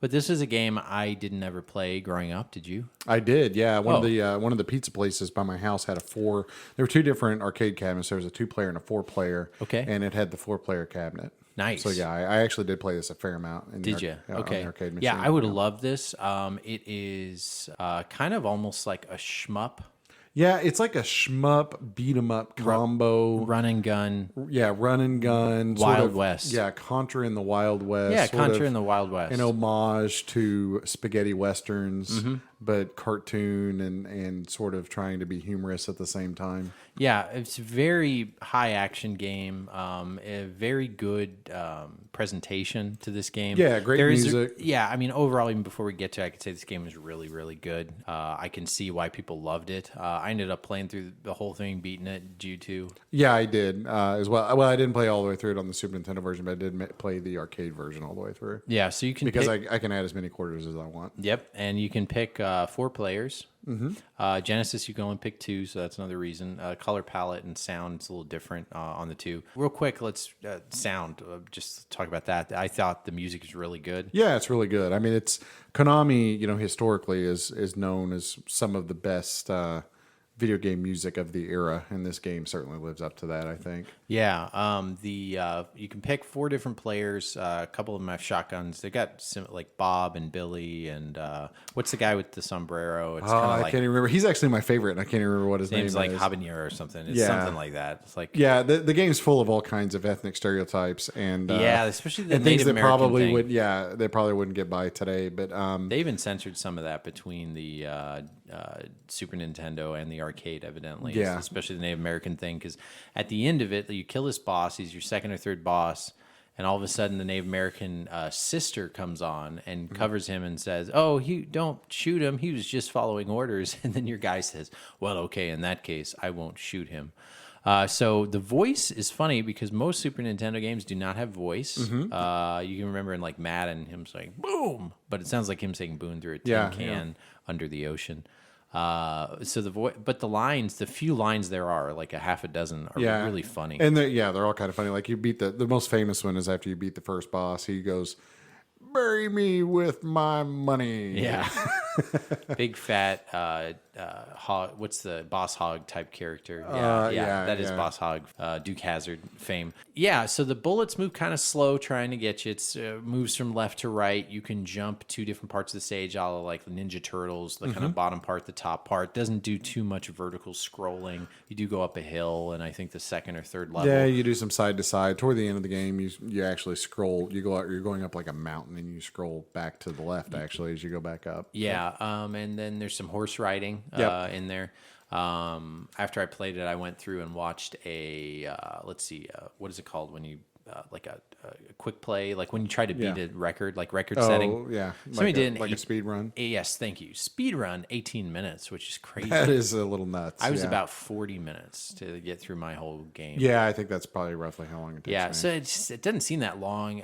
The levels are pretty quick. Like, you're on a train and maybe it's like 3 minutes and then you get to the boss. So there's a good amount of bosses. But the levels are pretty. I mean, for this kind of a game, like a shoot 'em up, beat 'em up kind of game, it has a lot of variety. I mean, it sort of intermixes the side-scrolling stages with your riding stuff stages versus the walking vertically kind of stuff, and even within those, sometimes you're running on the backs of herding cattle. Sometimes, you know, they got creative with this one. I think they did. I really like playing in the saloon. That part was really interesting. You kill these like twin guys, but it just, and then you watch a little saloon show right at the end. It's just, I really wish I would have played this as a kid. This just makes me like, I really liked this game as a kid. This was one of my favorites. I bet. Yeah, you're kind of lucky to be able to play it. Like I played X-Men Super Mutant Apocalypse, which I loved and memorized, and that's a great game. But like comparing to the two, like this is obviously the better game. It's just if you like Contra.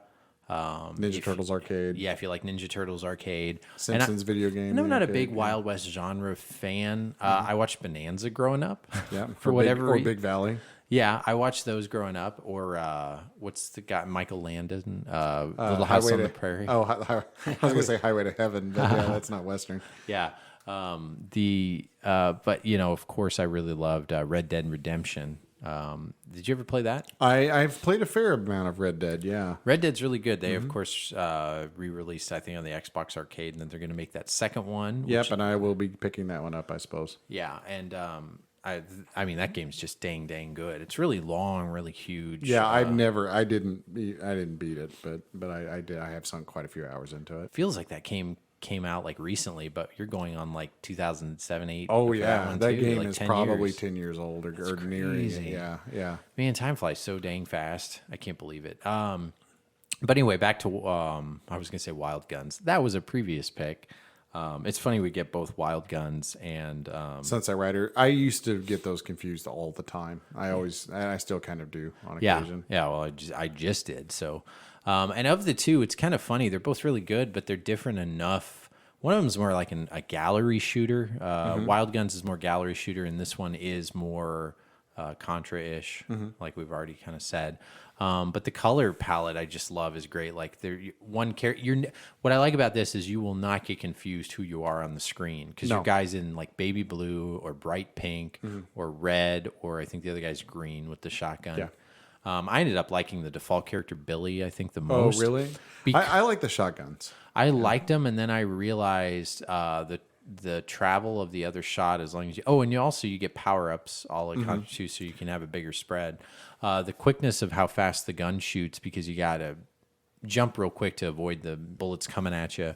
I think that just for me, that was my favorite. But it's a great co-op game. I wish I could have played it co-op style. Maybe we can after the podcast or something. But great co-op game, great pick, great listener pick. I mean, highly recommend it. How much is this game going for? It's going for a loose cart goes for between $60 and $70. Okay, loose cart, so it's expensive. It's not crazy expensive. I actually saw a copy recently for like $40, and it seems that I should have bought it. So again, it's like for how good the game is compared to price, it's so hard to justify because it's this freaking Super Nintendo game. This should all be $5, and they made a good amount of these, but. For how good the game is, for how much people say how awesome it is, for it's such a collector game, like this ends up in collectors' hands, and you're not going to get rid of this. 60 is a fair price. This would be a great one. They would have released on like the old classic or something. Yeah, it would have been a really good classic. It would have been one where people would have freaked out about because they'd never played it before. Because I'd say a majority of people, of course, never played it. This is not in the top 15%. It is in the community of the in the know, and you probably know about it. Anyway, so that is Sunset Riders. Highly recommend it. Yep, thumbs up. Now to a really completely different pick. My pick for the Sega CD. I ended up going with Double Switch. Double Switch. So Double Switch is a full motion movie interactive game all on Night Trap. And Night Trap was recently re-released. They've gotten a lot of buzz behind this game. Double Switch is a game we both owned. It is considered to be maybe the better kind of game of the two. I started out confused. I thought it was really difficult, and then finally I got the hang of it. So in this game, you are setting traps just like Night Trap, right? Except you have to prime the traps. Yep. And you're watching a full motion, again, this is full motion video, and you are trying to catch people by, if they're stepping on a certain symbol, you hit the button. You actually have to prime the trap by hitting the button 3 times and then setting the trap and letting it go to catch the person. If you don't do this enough, if you don't catch people giving you a certain code to open a door, then you end up failing and having to start over. What did you think of this game, Adam? It's I like you. I think when you very first start trying to play it, it's hard to sort of get started on it. Yeah. Because you have to figure out how to set the trap, and so. Going back to the basics of the game, you start in Corey Haim, who's the big star of the show. He's this guy trapped in a basement. And he says, I'm trapped in this basement because there's bad guys in here and they've locked me in. But somehow he's able to talk to us over some internet connection. Yeah. And he says, I'm putting you in charge of the security system and you have to get me free. And then you just go. And this is an apartment building full of people. And there's like 6 different areas that are going on all at the same time. And you can switch cameras between those areas at any time. By just hopping in the room. Yeah. And they kind of tell you which room to maybe go into. Yeah, it does. There's little lights that pop up and says something's going on here, so you look there, and then there's the bad guys. And really, the hard part of it is figuring out, because some of the traps are labeled at the bottom of the window showing the full motion video, and they'll be labeled things like a lamp or one of floor. One of them is named like punch. Yeah, seesaw or something, or one of them is punch, and you're like, what does that even mean? So you kind of have to figure out where the traps are and what their names are in each of the rooms, and that's probably the hardest part. So you have to go through and die a lot, or not die, I guess, but fail on the game. And when you do fail, like Corey Haim keeps popping up and telling you you're an idiot loser, you know, with a lot of 90s tood, thrown in just for good measure. So some of these henchmen, you can get by with them escaping a room. So basically, it is impossible, I think, to 100% this game and capture all these, because within about 5 minutes, you've already have 20 opportunities to get like a henchman. You are constantly flipping through. And sometimes there's multiple henchmen in different rooms at the same time. Yeah, so you can't catch everybody, but you have to catch the main guys. And if one guy makes it to the power shut off, like basically the what is this called? The power switch, the control box, the transformer. If he turns that off, then you're done. And you kind of need to memorize when that happens. So one of the pluses and entertainment to this game is the production value is really good. They've got the lady who sings Blondie is the main mom in there. You've got the sergeant from Full Metal Jacket. What is your malfunction? It's really weird. He's the handyman. And the game does progress, and there's 3 acts, and it does get harder. But basically, you're trying to, like Adam said, you're breaking out Corey Feldman. You're getting these henchmen. Corey Haim, sorry. Which lost? You're getting these henchmen like falling through traps, and it's super comical. And like basically, you have the floor come out in the pit, and it like steals them away. Something though, it was funny is they reuse a lot of these traps and scenes. Yeah. So really, there's probably, as far as like general henchmen, there's like 15 different ones. And if you play through the entire game, you can see the same scene probably like 5 or 10 times while also seeing the main part of the plot. And with you having to jump back so quickly, you literally have to set the trap. And sometimes there's like basically like a gag that takes 5-10 seconds for this guy to like fall. But you have to flip to another screen so you don't get to watch it. So a knock on this is it has a story, an interesting story, but you don't really get to watch it. Yeah, and that was my biggest probably frustration with it is that to actually play the game, you have to flip around through rooms so much that you can't sit and listen to the dialogue and kind of learn what these people are and what they're doing and sort of get you can tell that there's a big plot going on. Yeah. And you kind of start figuring it out as time goes on, but it's very jumbled up and it's very jarring going from one thing to the other, and it's never really well explained in a succinct fashion. Yeah. And as this thing moves on, so spoiler alert, we can say, because this is our book club, I'm sure everybody played this game. Just kidding. It was also released on the Sega Saturn, we should say. It was, yes. And there's actually, I haven't downloaded it, but you can get it on your iPhone or Google Play now as well. That's crazy. Yeah. So I wish we would suggest that, but how much is it? Did you look? I haven't looked at how much it is. I can't imagine. I can't imagine $3 or something. Yeah. Which that might be kind of fun. If you want to see what was awesome in the early 90s, yeah. When did this game come out? I'm sorry. 1993. 1993. I really think I started out. I'm not going to recommend it. I don't like this game. The more I played it, and the more I found the story, and then I didn't end up beating it on my own. I ended up hopping on YouTube for the very last part because something that happens if you get far in the game is another way to reach a fail point is at one point the handyman is on your side, and initially you are trying to actually catch the handyman, like set traps on him, but eventually he actually works with you, and he's like, hey, watch this. If you hit this button, you get this trap. So when you watch him explain a trap, and again for like 15 seconds. If you watch him explain the trap, you then get the ability of in that room having that trap as an option. But if you didn't watch him explain the trap, when that henchman comes up, you can't hit the trap. And then they get more elaborate. There's like a claw that comes out of the wall and grabs a mummy for whatever reason. My wife chuckled at it because I kind of showed her and I said, I'm playing this game for whatever reason. I decided to explain something to her that involved a video game, and she thought it was interesting. And it's like, I think that if you are a connoisseur of video games in a time gone by, this is a good FMV game to play, and I think maybe show your kids. If your kid's like 10 and can grasp the idea of an old video game, there isn't anything like this right now. And you can get what's going on because you're watching video, and kids know what video is, and of course it's a little chunky.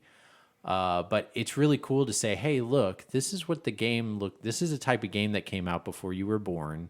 And you're basically like setting the traps and hitting. I don't think the kid would be able to pick it up and play it, but I think they would watch you play this because there's so many like pratfalls. They would be entertained, and it's one of the few games that is this old that you can probably find like a 9 or 10-year-old that you can kind of like have fun playing this game with. And if you could play it on your phone, I'm really curious if you do end up getting this. Let us know how that goes because my kid is. I thought that'd be interesting. Another spoiler alert: Corey Haim ends up being a bad guy. Did you get to that? I did not get that far. So no. I need to sit down and watch one of the long plays of it. I played it for probably a good solid 2 or 3 hours night before last. Yeah. And I was like, I think I kind of got the point. So you can beat the whole game in, I think, about 50 minutes. Yeah. 45 minutes, I think, is roughly what it takes. Yeah. And when you let him out, you find out that he is actually the son of the Cleopatra lady. And again, there's some weird theme of this thing of being... Spoiler alert. Yeah, being like Egyptian theme. And then also, the handyman is his dad. And so he all of a sudden's like, hey, this is my apartment. I'm in charge of it. I'm going to go get him. So then all of a sudden, Corey Haim turns to be like the guy that they paid $20. And he's kind of like a poor man's Christian Slater. He's kind of, you could tell at this point. Actually, Christian Slater is kind of a poor man's Christian Slater. Yeah, that's true. I did like him in Mr. Robot. Did you see that? By any I chance? haven't seen Mr. Robot. I always think of him as the writer in Interview with the Vampire. Yeah. Oh, see, and I think of him more as the smarmy little guy in Kevin Costner's Robin Hood. Oh yeah. He's the True Romance wasn't bad. Yeah, it's not bad. Yeah. But anyway, so you should actually watch a playthrough because eventually Corey Haim goes like full cocaine addict. He was on drugs. He's one of those troubled child actors. Oh, you're talking about in real life. I'm sorry. Yeah, in real life. Yeah. So was the main lady from Night Trap. They both were like troubled teenage stars. Yeah, Dana Plato. Yeah, Dana Plato ended up doing these film motion games. So that's a weird coincidence. But eventually you start catching him in traps, and these traps would kill a normal person, and you trap him probably 5 or 6 times, and each time you catch him, he has like bleach blonde hair. His hair gets darker because he's getting fried. Like you start involving electricity, and he comes out and he's about to like grab somebody or do something, and you catch him in a trap, and he gets like, they actually add some pretty good special effects. It's actually not bad. The production value, so digital image, I think that's the name of it. Or sorry, digital images. They made all of these like Sega CD, games, Night Trap, Double Switch. They made like Corpse Killer. Yeah. And all these kinds of things. The production value, you can tell they got a fair amount of money to put these things on. To make these games. And so they're not bare bones budget kinds of things, but you can tell they're definitely like toying around with trying to, we can play video. How do we make a game out of this? They were definitely going into a lot of unexplored territory. Yeah, and they thought that this was the future, and it was a weird, kooky future. So it's just a weird video game offshoot in history. I think that's why it was called Double Switch, by the way, because it's like that movie Double Jeopardy with who's that actress? That's Ashley Judd. Oh, Ashley Judd, yeah. Where Double Jeopardy is known notoriously for giving out the entire plot of the movie in the trailer. It was one of the first ones to do that, where it's like double jeopardy is like when you can't get accused of doing the same twice. In the whole trailer, you find out that she was framed killing her husband. Then she finds her husband. Then she tries to kill him. And then they say in the movie like you can't be tried for doing the same, which I don't think is true. Double jeopardy. And it's like, great, you just gave us 98% of the movie in the trailer, and now they've been doing it ever since, and that's always one. Anyway, and it's called Double Switch, and I think the Double Switch is Corey Haim. Yeah, or it's maybe on the person who bought the game. Yeah. It's not an expensive game. It's a $10. If you can find it complete, it's worth about $10. And I got it in a store for $6.99. Yeah. And I just like the cover. The cover's really cool. And I saw on the back of it Corey Haim, and I saw it was a full motion game, and I picked it. Yeah, I somehow have 2 copies of this. I think I must have bought it. It's one of those that like is a fairly common Sega CD game. So if you're buying a small lot of games, there's a good chance there's going to be a double switch in there. Yeah. So the end of it, everybody wants this like talisman totem thing, and what happens is at the very end you put this thing on this special like Egyptian sarcophagus thing, and all of a sudden this apartment building grows in size, and they do this like miniature special effect, and you find out that half of the apartment is like lined in gold, and there's a treasure chest a la Addams Family. Do you remember in the Addams Family movie there's yeah, they pull the book called Greed, and then it flips around, and they go down a bunch of slides to the money bin. Yeah, and then they go through abyss and like go through there's the a water. gondola or something. Yeah, there's a gondola. Yeah, that movie's great. Takes them to it, yeah. I love the original Addams Family. So good. Yeah, Raul Julia. Yeah. Oh, he's great. M. Bison, though, when he was in Street Fighter the movie. That was his last movie. Yeah. Yeah, it's too bad. He was one that was gone too soon for sure. But anyway, there is a big golden thing, and everybody's like, oh my God, it's great. And then, of course, at the very end, cliche movie, Corey Haim's hand comes up and pulls the chalice off of the thing, and then it closes down, but then other people get trapped in the money bin, and then roll credits. So it ends really terribly, but I will say it is an intriguing story while you're playing through it, while you're kind of figuring it out and finding these henchmen, and these overacting death scenes are like ridiculous. You should just watch a couple clips just to laugh out loud. You could tell the stuntmen were having fun. Oh yeah, yeah. Yeah, it's super like Disney World ride, full action movie.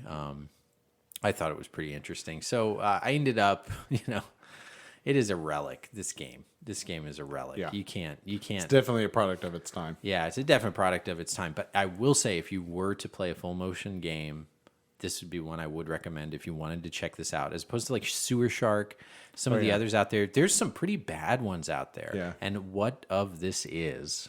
What the heck did I just say? I have no idea. Yeah, I put a pill under my tongue now. What of this is? What of this is? I'm going 50 years ahead in time, sentence structure. Anyway, one of these type of games, it's really good.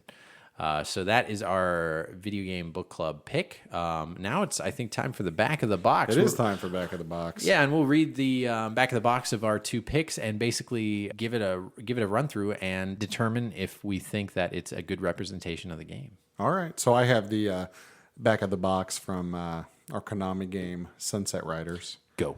All right. It's the most rewarding game you'll ever play. That's in bold at the beginning. All right. So far. It's you're the fastest gun in the West, and you're a bounty hunter voted most popular by Dodge City's Undertakers Union. Nice. Dodge City, Kansas. That's right. Yeah. Killing some foos. But look what's waiting to knock you off your high horse. Shotgun Blast for Shotgun Blast. This game features the same 7 levels that you had a showdown with at the arcade.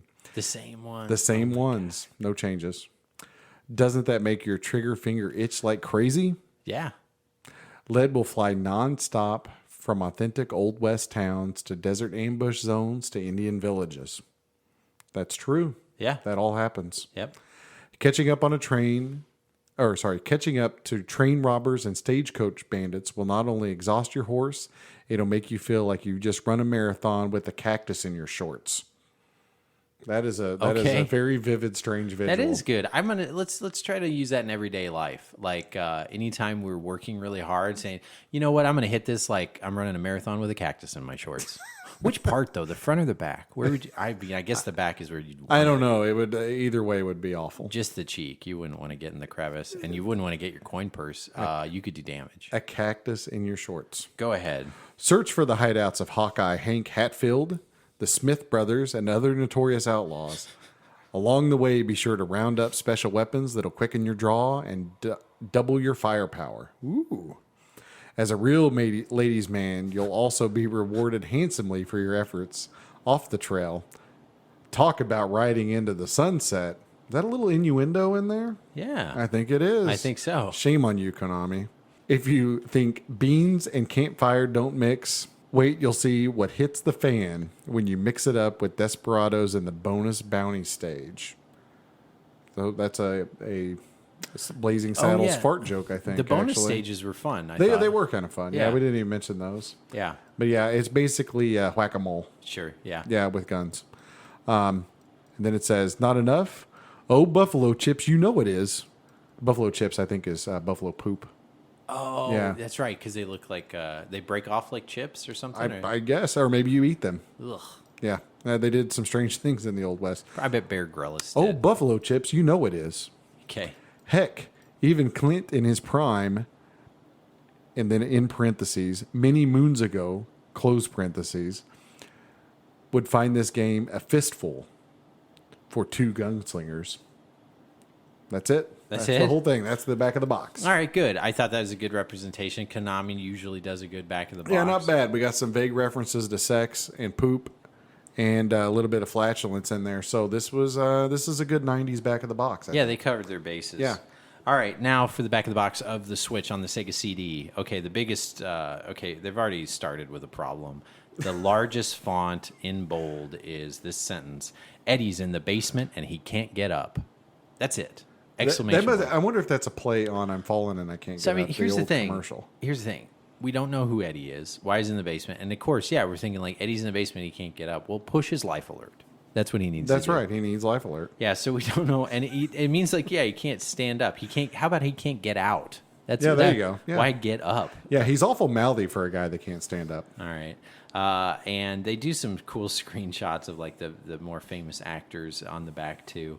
After that sentence, it says, "But you can help him." ... If you dare. Oh man, if I dare. Okay, it's pulling me in. Just try catching some of the strangers.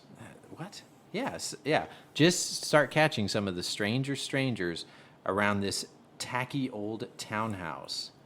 Eddie sets a trap for one of them. Do you feel lucky? Do ya? ? A True Video interactive mystery movie. And True Video is like Dolby Surround. It's like has a registration mark on it. Mm-hmm. So TRU, no E, and then video. And I kind of remember seeing that. Like, Yeah, that's I in the remember cover seeing of that all as these. well. They actually made it a big point on the front of the cover that it's Dolby and stuff, from what I recall. Yeah. Hollywood quality production, cast, and entertainment. I agree with that. Directed by Mary Lambert, starring Corey Haim and Deborah Harry. Deborah Harry is the one of Blondie fame. It's funny they didn't say the other guy. Over 60 minutes of full motion movie action. Eerie CD music composed by Thomas Dolby. That's right. So actual Dolby did this. I mean, talk about number one. That's it. It's a very small back of the box. I think, it doesn't tell, what I like about it? It doesn't tell you much. It doesn't spoil it for you. It doesn't. And you kind of don't know what's going on at first, and you really don't find out what's going on until about 2/3 in. So, it doesn't, it actually is kind of entertaining to watch this thing unfold. So I'd say that back of the box is pretty representational of this thing. So those are our video game book club picks. Let's move on to our viewer pick, our listener pick. Adam, what do we got? Did we get any new ones suggested? We did. All right. Yeah, we have a new listener pick from Jordan, and he gives us Legendary Wings. And we were having a little conversation with him, and he had a game that he was having trouble remembering.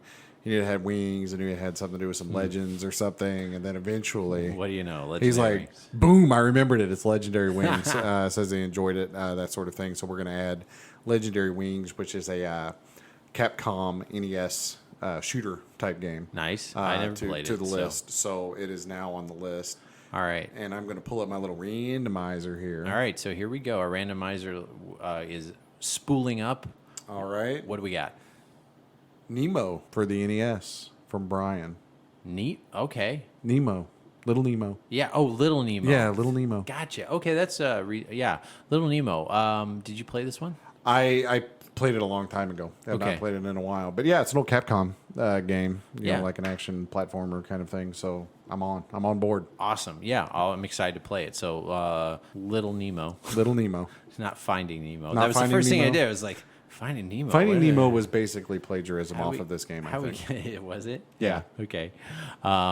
So Little Nemo for the NES by Brian is going to be our video game book club listener pick. So we just went from the Sega CD. We're going to move on to the old 1996 released PS1, right? It was released in 96. Yeah, thereabouts. Or 97? 95, somewhere in there. 95 maybe. Yeah, Yeah, maybe we're... PlayStation. We'll find out. We'll do a quick overview next yeah, time. but we're going to go there. We might actually talk a little bit about the PlayStation in the next episode, Yeah, perhaps. I mean, it Yeah. started it all. It's it is what it is. You can play them all on the PS2. Yeah, it's got so- the iconic, little chime thing when it starts up. That opening's pretty good. Yeah, here you go. America and Europe, September 95, according to the Wikipedias, which are never wrong. That makes sense. But yeah, so we'll go on to PlayStation, and it's my turn to pick, so I'm going to pick. There's a game that I remember playing when I was a kiddo. Okay. And I only played it like one evening, and I remember thinking it was the coolest thing I'd ever played. Huh. I don't know if it's any good. I think it probably still is. But it was a lot different than other games I had played before the time. And that game is Legacy of Kain. Oh, awesome. Blood Omen Legacy of Kain. Nice. So that's going to be my pick. It's a game that Wait, Legacy of Kain, Soul Reaver, right? that is the Dreamcast game. Oh. Yeah, that's the sequel. Oh. It's sequel-ish. I thought it was the same game as the PlayStation one, just like remastered or No, the Soul Reaver is a Dreamcast. It might have been on some other systems too, but it's a 3D kind of action platformer kind of game. yeah, and that's what I thought this was. And nope, this is a top-down sort of 2D scrolling adventure action RPG-ish kind so of this game. doesn't even have anything to do with that game. I think they're disconnected stories. They Okay. carry the same developer, I think, and the same story. Don't quote me on this because I haven't All read right, about that's it good. yet. I don't know crap about it. But I remember playing this game. I remember thinking it was really cool, and it's a game that I have always wanted to go back to and never have. Awesome. What's the name again?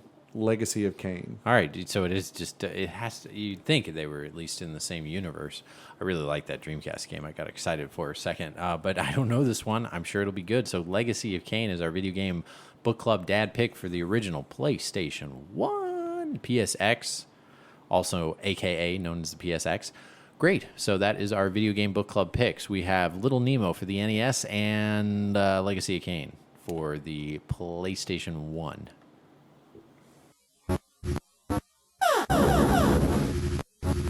Hey, something else that I thought was pretty cool was the Dreamcast recently turned 18 years old. Turned 18. It's an adult now. Yeah, it's my favorite system. I have a complete Dreamcast library, which I recently, again, plugged for our Instagram. Put a picture of those on a little fun, like I have them on Sharper Image, like little spindles running around. Yeah, the little Motorized. rotating motorized doohickeys. Which, funny enough, the first one of them I got in Sharper Image back when I was younger, because I thought it was cool. It's like $90, like back in 1998. The other two I got actually in a thrift store for $4 a piece. That's awesome. Yeah, they take big AA-C batteries. They're so cool. It's just it's basically a motorized spindle with a light on top that can hold 100 jewel cases. But anyway, this Dreamcast, I got mine at launch on $99.99. That's right.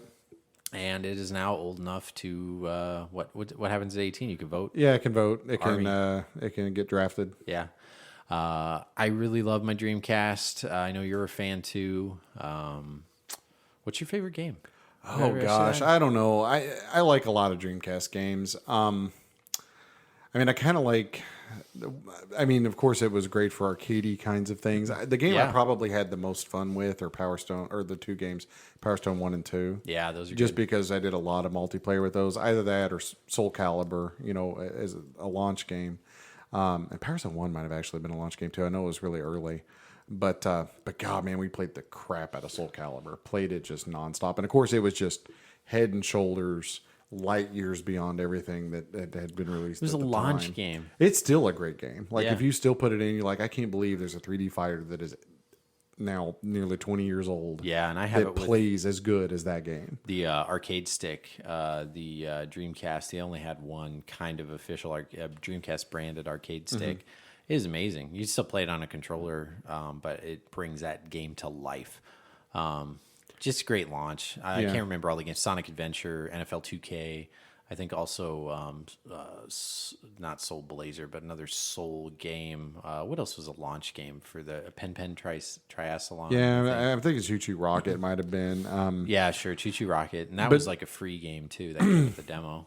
But there were a lot of, the Dreamcast got a lot of support from, some bigger game companies like Capcom. There's so many good Capcom games, like Capcom arcade games from that time that are released on Dreamcast. And everything, sorry not to cut you off, everything's like 60 frames locked. Oh, yeah. It's like 60 frames locked. It's like arcade perfect. Of course, the Dreamcast was modeled after the Sega Naomi arcade cabinet hardware, so it kind of makes sense that it basically is a Naomi. Yeah. And all those games just play so well. And if you just take the Capcom games by themselves, they're all fantastic. And then you add in the Sega arcade stuff that got ported over, along with everything else. It really is a good system, and there's really not much shovelware / bad games at all on the system. On the whole library. Yeah, except that LGN game, that Racers 1945 or whatever it was called. Yeah. But I think, but honestly, like I have a hard time other than that game thinking of bad games. Yeah. On the Dreamcast that I wouldn't want to sit down and play. Yeah, the Dreamcast had a library of about 240 games, something like that. Yeah, somewhere close to that. Yeah. And for a U.S. Library, that's like not very much. I mean, they only made games for about 3 years total, right? Would you say 3 years? Yeah, they're about 3 years. Okay. And then some games came out, after the system was kind of officially discontinued and things, and those end up being some of the rarer games, that are available now. My app actually has 280 games in it, but I'm not sure if some of those are imports and that sort of thing. Yeah. And those are the official release games. One of the interesting things with the Dreamcast, though, is that they continue to make new games. You can still buy new games for the Dreamcast, and new games still come out for the Dreamcast, by indie developers and others. I actually just recently picked up Stormwind, which is an arcade style shooter, for the Dreamcast, which is an awesome game. Of course, there's a big hack and homebrew, community and all that stuff around Dreamcast as well. But there's still a lot of Dreamcast enthusiast aficionados and still things going on with it. But it's a great system. And I had a ton of time playing, a ton of fun playing it back in the day. Yeah. And actually one of the first big RPGs I ever played through was Grandia 2 on the Dreamcast, which is still one of my favorite RPGs, even though it's on nobody else's list. Oh yeah, of great RPGs. But I really enjoyed it. It was one of the. I played it in college, and I was off it was like a 3-day weekend, like a Labor Day or something. I beat it in 3 days. Ooh, wow. And I didn't sleep for like 3 days. Skies of Arcadia always gets big love for that. Yeah. Skies of Arcadia is great. I played through it as well. Although I won't say this too loud. The GameCube version is superior. Yeah, well, it came out like 2 years later. It did. It came out later. It's remastered. They fixed a few of the issues, but Skies of Arcadia is fantastic. Yeah. And the Dreamcast version, albeit still kind of expensive, I think runs about $50. Game Cube version's more expensive. Yeah. That's the weird thing. I mean, Dreamcast has come up in price, and for the most part, I mean, that the system was a blip. It came out at just like the perfect time for me, and I love the heck out of it. I remember the first time I saw it in a EB Games or something like that, and I played NFL 2K, and I really like the sports games, and NFL 2K was a great game. NFL 2K was awesome. Yeah, you get far enough away from this, collectors. I'm definitely in the minority that likes the sports games, because a lot of times these aren't collectors with the yearly things. It's just sports games aren't talked about much in the collector community. At that time, though, the Sega 2K series was nothing just looked like light years beyond everything else like on any other system. And they kept going. I mean, unfortunately, NFL 2K lost the rights after 2K5, which is still an amazing game. And that's the only football game I do play, because Madden, unfortunately, the difference between the Madden and the 2K series, it's kind of night and day. It's like playing Contra and Castlevania, and imagine hating one of those genres. That's how hard it is. And then imagine the one that you did play was gone. And that is a way to kind of let people know who weren't in this unfortunate mix that I was in, where I was like, and most people swear by the NFL 2K series was superior to Madden. Oh yeah, I think it was, and of course it was, because that's why they went and they tried to undercut them, and they made their game available. The nutshell story is in 2K5, and this was late 2014. It was released. they surprised everybody three days before release and announced their $60 game at the MSRP of $19.99. So they were selling a yearly sports game for $20. And this is back when budget titles weren't really a thing. All games, and maybe you can find a $50 game, $40 game, but a $20 game for a AAA sports title just was unheard of. Unfortunately, that was part of their demise, because then Madden went and got the exclusive rights to the NFL, and then ended up taking Madden ended up coming up with it was funny. What happened was, I think the commissioner, Paul Tagliabue at the time, was swayed and went for this contract because they were trying to say, EA was trying to say that 2K Sports was trying to cheapen the game by kind of like selling this NFL product for $19.99 as a budget. I mean, this is just, just like spinning it and then throwing millions of dollars at them. And then they bought the rights for like 4 years or 7 years. And then when the 7 years was up, they redid another contract for another 5 years. And there was a big countdown for that. And then unfortunately everything was dispersed, and it'll never come back. It's just bites, but people will still update the rosters to that thing, like it's Tecmo Super Bowl. But anyway, kind of getting off on a tangent. I just really love that. I was also in the NFL 2K5 online, and this is crazy because this was like, before, online gaming was done on the Xbox and a little bit on the PlayStation.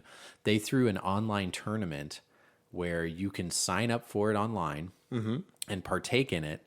And you would have a block of time where you had to play, and you had like a 20-minute window to play someone that you were set up with, like on a tier, on a bracket. And you work your way up the bracket, and then you play. It ends up being like, if you win about 7 or 8 times, you get to go to the championship. The smarter play would be playing for the PlayStation 2, because they basically had 2 separate brackets, one for the Xbox, one for the PlayStation 2. Xbox had probably 10 times as many online players as the PS2. So your chance of moving up on the PS2 bracket was higher than otherwise. So there was, I think, like 80,000 contestants, and I ended up placing 18th. Oh, that's pretty good. Yeah, I was really good at the game. The problem was they skewed the teams a little bit to make them fair, so you couldn't pick a really good team against a really bad team. So what would happen was the offense, I picked the Chiefs because I was good at them, and that was back when their offense was unreal back in 2005. They had Trent Green, Tony Gonzalez, Larry Johnson, Priest Holmes. The problem was their defense was terrible. So what happened was, I was used to playing with a poor defense, and I could make up for it, and we had a high-powered offense. They would actually even everybody's stats out. So then my offense ended up being worse, but my defense a little better. The problem was, having a bad defense to a somewhat bad defense doesn't do anything, but having a great offense to an okay offense, so all it was is handcuff me. And I ended up losing to a Patriots team. And then the guy who beat me got all the way to 4th. So really, arguably, I could have gotten probably up to 5th. I would not have beaten the number 1 guy. I can say I wouldn't have beaten the tournament. But here's another thing that happened, which I think is a little shady. So this tournament was for $20,000, and also to be on like an ESPN radio show. And I was taking this thing seriously, and I was luckily in college.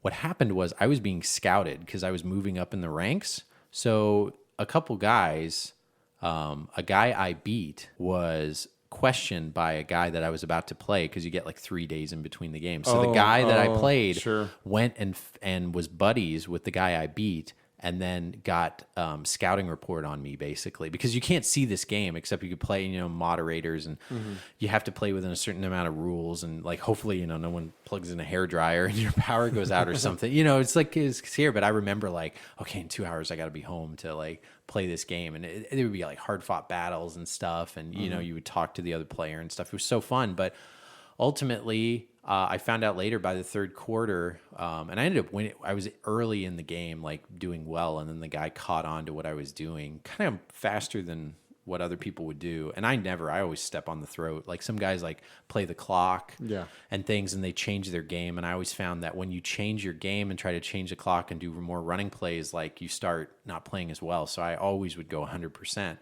But yeah, I was like, and then the guy kind of told me, he's like, oh yeah, I talked to so-and-so. I was like, crappy, dude. Like, why didn't you play me like the way I played you? Like, I didn't do that. So anyway, it's kind of a weird aside. Hopefully it's an interesting story to some people. No one probably remembers it. And it was like, again, so long ago. I wonder if you can even Google the Gillette NFL 2K5 tournament. Maybe you could find me. Maybe the old bracket's out there. Well, I mean, one of the cool things though about Dreamcast is you can actually still play games online on the Dreamcast. You can still play Phantasy Star Online. It's I don't think there's any official servers still running. No, but there's no. but there's people have servers up running. You can still get online and play Phantasy Star Online now today. And a shout out to there's a blog that's been around forever, the Dreamcast Junkyard. Yep. That has a great blog. Just check it out because they update articles all the time. They also have a Dreamcast podcast we can shout out real quick. That's really good. And it's called the Dream Pod because you can't say Dream because podcast Dreamcast, so it's called the Dream Pod podcast. Or pretty sure that's the name of it. Attic Rolick has been a guest on the show. He needs to be a guest on this show.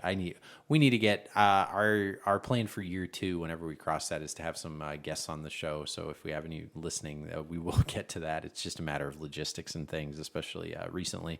We've been pretty busy, but we want to crank out shows for everyone. But anyway, Dreamcast was a wonderful system. I love it. It's always going to be my number one. And luckily, those things still play awesomely. They don't really break down. It's amazing because the Dreamcast just hisses and screams at you while you're playing it. Yeah, it sounds like it's going to break. But that GD-ROM is... Yeah, but they never do. Like, the things just keep chugging. I have 3, and they all 3 still work. Yep. And... well, I guess 2 still work. 1's sealed. For once, I have more of a system than you do. Yeah, you do have more. But I have 2, and I play them both. With some frequency, and never a problem with either one of them. Still running strong. They're great. Yeah. And what's your favorite sort of hidden gem-ish kind of Dreamcast game? One that not everybody has played. Oh man, it's tough. I mean, there's a game called NBA Hoops, which is like basically a kind of modern day NBA Jam. That's a lot of fun. Again, that's just NBA Showtime is also fantastic on the Dreamcast. Same thing. Yeah. So Hoops was the second version of that, and they tweaked it a little bit. Okay. So whichever one's cheaper, you can grab that. There's a game called Ill Bleed, which is pretty good. That is super bizarre, where you're playing like B-movie horror show and you're controlling kind of your fear rate. Very bizarre. That's a good other thing to point out on the Dreamcast. It had a very bizarre freaking library. Seaman. Yeah, the thing that I find most interesting in some ways about the Dreamcast is it was sort of Sega's swan song. Yeah. Right? Like Sega, the writing was kind of already on the wall. They were already in a lot of financial trouble. It's collectible. It's the last system. Yeah, but they went ahead and released this thing, but they didn't really play it safe with it. I mean, they really swung for the fences, and they made... I mean, you would think they would just be like, okay, let's lean on our mascots. Let's make the games that people know that are going to sell really well and all that kind of stuff. But then, like, you get games like Seaman. Yeah, or Fur Fighters. Or Fur Fighters. They're like, we're going to make a game where you have an aquarium and there's a little guy with a face on it who listens to you through a microphone and learns some of your language. And it's going to be super weird and creepy. Yeah, and it's still a playable game today. Yeah, and that's what we're going to make. We're going to make this weird fish aquarium game with this weird little guy that talks to you on a fish body. And the funny thing for people that don't know much about this, maybe seen it, like, this guy gets pretty in depth. Like, he'll ask you specific personal questions. He wants to know about you. Like, he will not just, he's like, what part of the country you live in? If you say where, he'll be like, oh, you live in the Midwest. Is it there? He'll make fun of you. He's kind of smarmy. Yeah. He'll ask about your occupation. Yeah. And generally, if you're kind of give a top 50 answer and you're not too crazy, like, what do you do? And even if you said something crazy, like, I'm a prostitute, it's like, oh, you're a night worker. Like, he might still, like... Some of the responses are just like, how they did a lot with this weird it's such a weird game. Hydro Thunder's another great one. Yeah. That's an arcade boat racer, but plays just like the freaking arcade game. They're not all perfect, but like you said, so many of those games are awesome. Kind of drawing a blank on a lot of the other games.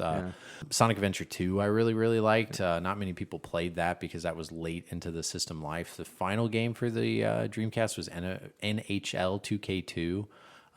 Which it's a sports game. Most of the time, a sports game is the last game. That one actually is just kind of by chance because the Dreamcast unfortunately died quickly. They basically did a closet phone call press conference and just kind of said, hey, the Dreamcast is discontinuing, and then they sold them all for How low did it get? I don't remember. I think $49.99. Pretty cheap, yeah. So you could get a new Dreamcast for like a year or two for $49.99. And back in the day, probably segue closely into our biggest regret section. So something else we were going to talk about were some of our biggest gaming regrets. Yep. All right, so I'll start out this little segment by saying biggest gaming regret is I should have gotten way more sealed Dreamcasts. There was a time up until like 2004, 5, 6, you can get a sealed Dreamcast shipped to your house for like $50 to $5. That's sealed. And then you could buy the used ones all day for like $15. They're still inexpensive. You can still get a Dreamcast for cheap. Unfortunately, now it is near impossible to find anything in the wild. They've got maybe 5-10 games in a store, a retail store. Yeah, they're actually pretty hard. And most of the time when you do find them, it's the more common games. You'll find a lot of NFL 2K. Yeah. You're lucky if you find a Sonic Adventure, that kind of thing. You have to go lots on eBay to even save some money. It's not really that expensive of a complete system to get, and it's an awesome one to have. You can get the games for a decent price, and like you said, the most expensive games go for about $150 at this point. Yeah, thereabouts. Yeah. But that would be one of my biggest regrets. I don't know, Adam. We were thinking about this. We don't want to get too negative of a show, but like I would say for me, one of my biggest gaming regrets, besides what I just said, is selling off some of my systems. And I think that's very common. Yeah. I know that many of mine are in the same vein. And what's funny is I can remember specifically, like, it's hard to remember things anymore, especially now being a dad. I can't remember a dang thing now. Now, like, things that never would slip my mind are slipping my mind all the time. And it makes sense. It's because, like, I'm spending hours a day raising a human. And it is wonderful, by the way. I do love it. My 6-month-old, now it's soon to be 7-month-old next week. It's neat because he's doing like different, I've said this before, he's doing different stuff every day. But he's getting to the point where I can watch him realize he can't do something and get frustrated by it. Yes. And I can hear myself remembering, like when I didn't have a kid, how hollow that sounds, but it is so interesting. You can tell he sees something and he wants to go to it, but he can't talk yet. He can't, but he knows what he wants to do, and then he realizes, like, oh, I can't do this. Like, he can reach out, he can wave, he can grab something and pull it to his mouth. He can kind of grab a sippy cup, but he's realizing, like, oh, I can't grab this thing that's 6 inches out of my reach, and I get a little frustrated. And it didn't seem like that long ago when, like, he couldn't even grasp anything. Anyway, it's just like, I'm like, okay, man, we're only a couple years away from you actually playing a video game. This will be awesome. He did hold something when I was carrying him once, and I was like, awesome. You just became a little bit useful. He did, like, he can, like, roll over really easily. He doesn't get pissed off anymore when he's on his tummy, and he's still, like, sleeping through the night, of course, so we're really fortunate about that. But, I mean, as we think back about kind of how lucky we are to have such a, like, well-behaved kid. We'll see how long this lasts and stuff when he starts getting in terrible 2s and terrible 3s. They do say 3 is worse than 2. I think it depends on who you talk to. Oh, okay. Yeah. Oh, so you'd say Grayson was like easier to deal with? No, he's worse at 3 okay. than at 2. Yeah, he's so far gets harder, to raise as time goes forward. Yeah, I think he's starting to get to where he's getting out of the tantrum phase, all that kind of stuff. Gotcha. I'm still gonna try to do my little plan of when he's like 4 or 5, get him on an Atari, have that be the system in his room. And he can only have that system in his room and kind of work his way up, because I do want him to get good at video games. I think your kid's pretty good at them. It's amazing, actually. I'm always astounded by how good he is at playing games. He's actually pretty serviceable at platformers at this point. Especially Kirby games, the easier ones. But even Mario games, that kind of stuff. I mean, he beats levels. That's awesome. And he's not beating games yet, but he's.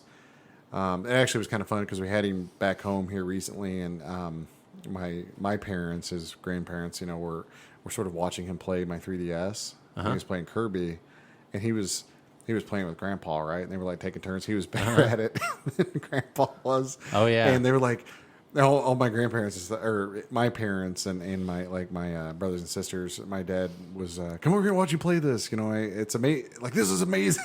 He's 3 years old and he can do this. All this kind of thing, and it is kind of amazing. But that's because I'm raising him right. Yeah, you are. So I did something too last weekend, something I don't do nearly as much as you or Shane have done in the past. I had a neighborhood garage sale, and my wife randomly was like, maybe we had my niece over. She said a few hours in the morning, why don't you go garage selling? Because I know you kind of like to do that. I was like, oh, well, actually, yeah, because most of the time I've said before, like during work hours, I'm driving a lot, but I'm not in I'm in like business clothes, and gear and other stuff. So I can't really I just stick out in a garage sale and I feel, it's maybe just me. I just feel super awkward showing up in it's like super overdressed for a garage sale. And I'm also like, can only do it like during a lunch break or something like that. So I never do it during the day. But I ended up going through my neighborhood garage sale and I hit up like probably 20 garage sales. Oh, wow. That's a good number. Yeah. And so I ended up getting a couple things. I only got a couple games, some 360 Connect games. And who doesn't want those? Yeah, I know. Well, I got them for my niece, especially because they were like 25 cents. Sure you did. No, I don't own a 360. I couldn't have gotten them for myself. Just no way. You can't peg that on me. We just lost like a bunch of listeners. Well, something really cool was like, I need video games like a hole in the head. I've got too many already. What I ended up getting was a video game media shelf. Randomly, sweet. This kid had one. It was kind of cool. I get really excited about shelves. Yeah, it's like a mental illness. Well, and this wasn't like I see, and no knock on you because get what you can find. But I see so many like shelves that aren't meant for video games. People use it, and they're so deep in there, and they're kind of like awkward to like. It's hard to place space in them. They're meant to hold encyclopedias. Yeah, and they've got little tiny cartridges. Yeah, and stuff. Yeah. So I'm always a big fan of like suggesting getting like Atlantic shelves specifically for games because they're easy to grab and they don't take up much space and you can maximize your space well and it looks really uniform. And I have like 3 of these huge shelves that are like 6 feet by like 7 feet. And I found another one that was like basically the same brand except slightly smaller, but it's still like 5 feet by 4 feet. And it was funny. I looked at it, and the kid that was at the garage sale was like 17-year-old kid just by himself. And it was early. It was like right at like 7:55 or something like that, right before it's supposed to start.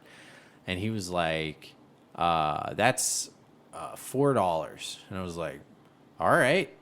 He was like, no one even looked at that yesterday, and it was kind of in the back. So I put it next to this tree. And, of course, it was on a tree, and it had like 2 or 3 games in it. And, of course, I did hey, do you got any more video games? And he said no. And he, of course, listed off stuff he had. He's like, yeah, and my brother took it, and I don't know what he's doing with it. It was kind of cool because this kid went to the same high school I did. Oh, yeah? So I had this weird moment where I'm like, he was a nice guy, like kind of, average Joe Schmo. Like he's kind of lanky, kind of scrawny kind of guy, like this high school age looking stature. Physical. Did you give him some friendly advice? Well, I talked to him. I was like, I went to Bishop. I was like, we went to the same high school.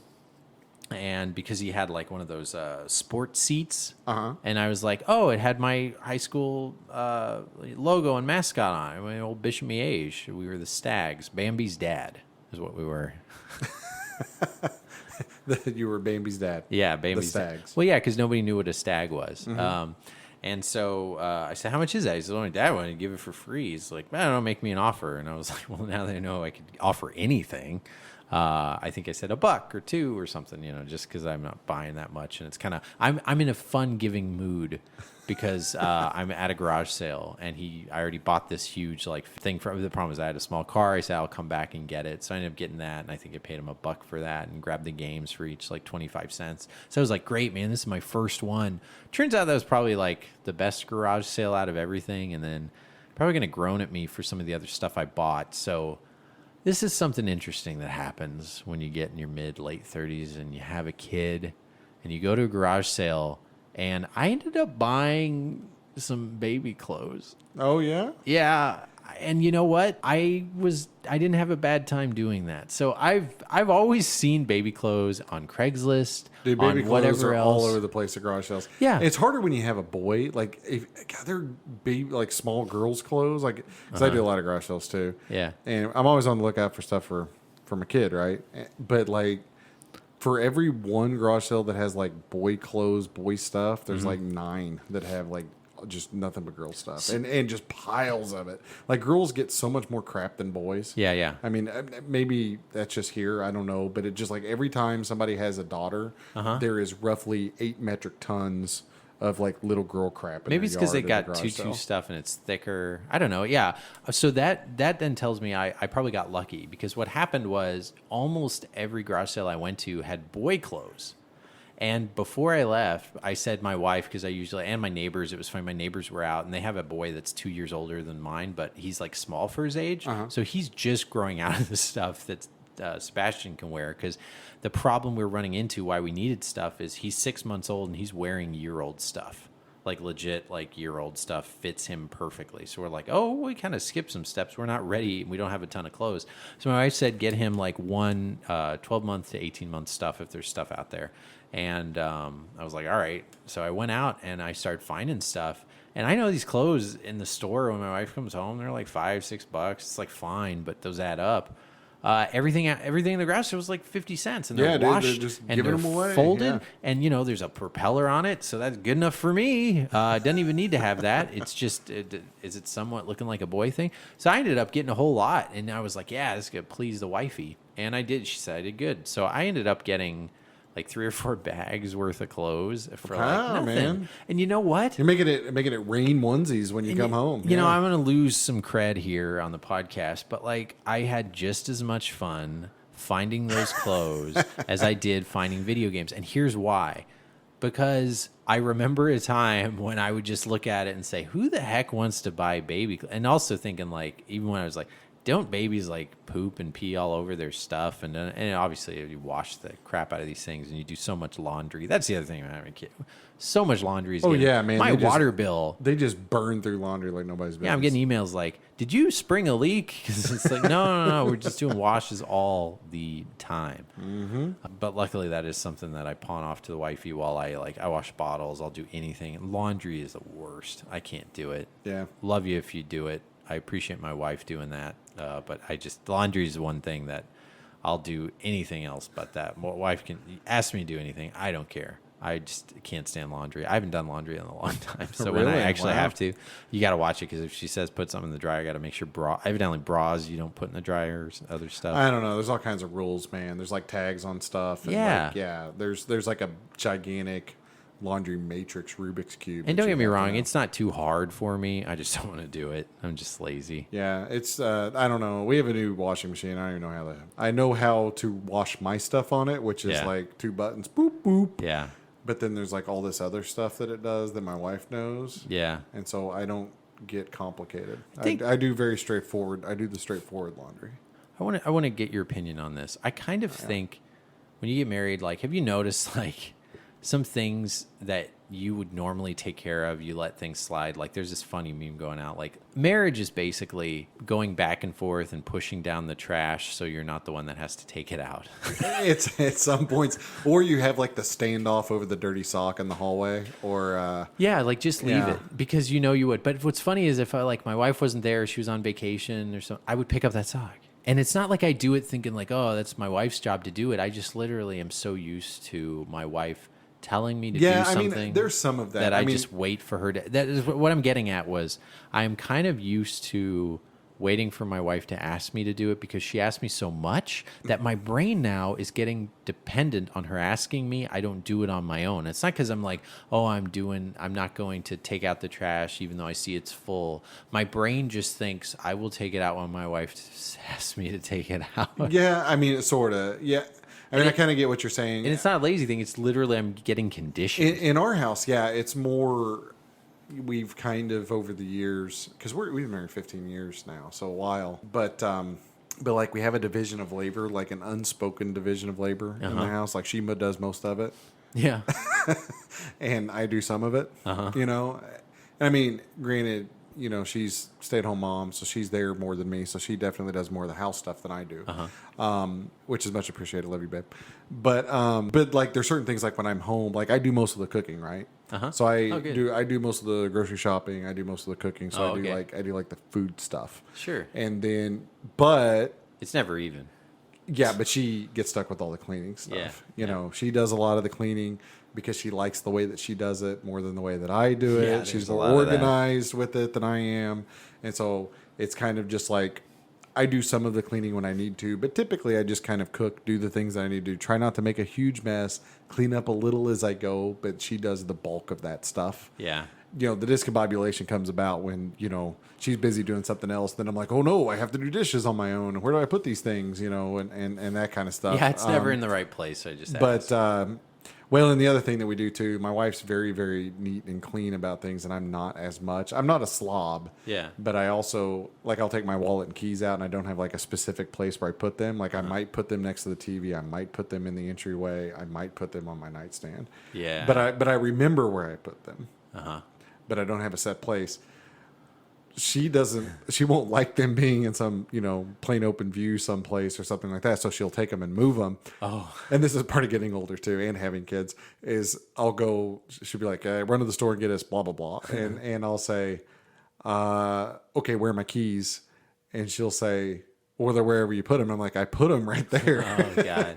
And she'll have moved them, but not remember where she placed them in the appropriate spot. So, Jeez. so like about You guys are gonna have a terrible time when it Alzheimer's is like kick in. yeah, like once a week I have like this scavenger hunt for my stuff because it's been put away nicely in an undisclosed location. Yeah. You know, in the house. Yeah, it's just all that stuff gets a little more heightened because when you get a little more confused because you're slightly more tired. I wouldn't give any of it up. Like, you know, my video game time, I was really thankful, and I was like down to the wire playing these video game book club picks, but I ended up getting, like 2 days ago, I didn't have a dang thing to say because I didn't play these games, but luckily I started to like turn over a new leaf. That's another thing I did too.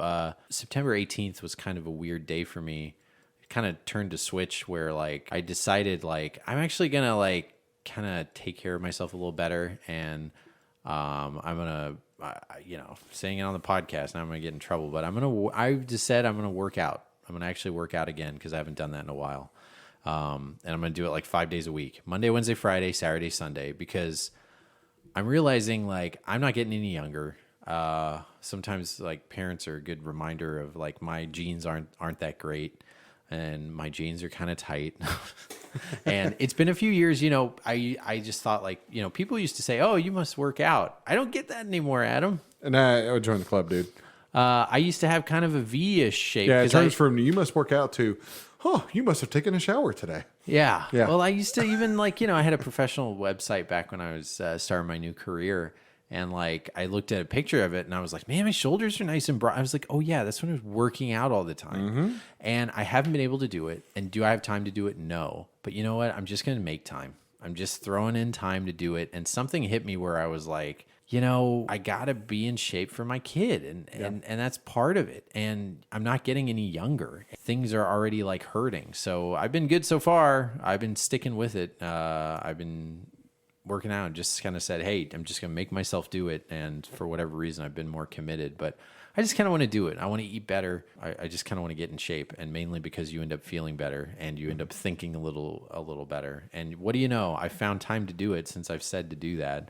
And if I watch YouTube, I'll just do it while I'm exercising. And I don't know, I think it's good to be accountable because I'm thinking like 10 years from now, I want to be able to like throw the ball around and stuff because I didn't really get that when I was a kid. And I want to be able to like have my kid be good at like, here's something, you know, might be getting a little personal, but like I was pretty good at sports when I was a kid, but like it was kind of on my own accord because I grew up a single mom and my mom, like, you know, she couldn't play catch. Most moms don't play catch with their kiddo, but like she would throw the ball from the porch and try to tire me out. So she would throw the ball like away from me because she realized like, you know, that would like tire me out because I would just keep coming back like a dog or something. And here's another problem. When it's my mom, I'd say most people out there when you're a kid, you don't want to throw the ball at your mom and, you know, her not catch it and it hit her. So I would walk the ball back. So I would dive because she tried to throw it far away from me in the yard. I would actually get really good at fielding. And I ended up playing baseball and up until high school. And I was actually a really good fielder. Here's the problem. My arms sucked. So they would put me out in outfield because I can do like freaking all-star freaking Darryl Strawberry, Bo Jackson Deion Sanders But without all the cocaine. catches without the cocaine. Well, actually, No, I'm just without the kidding. cocaine. Yeah, without the cocaine.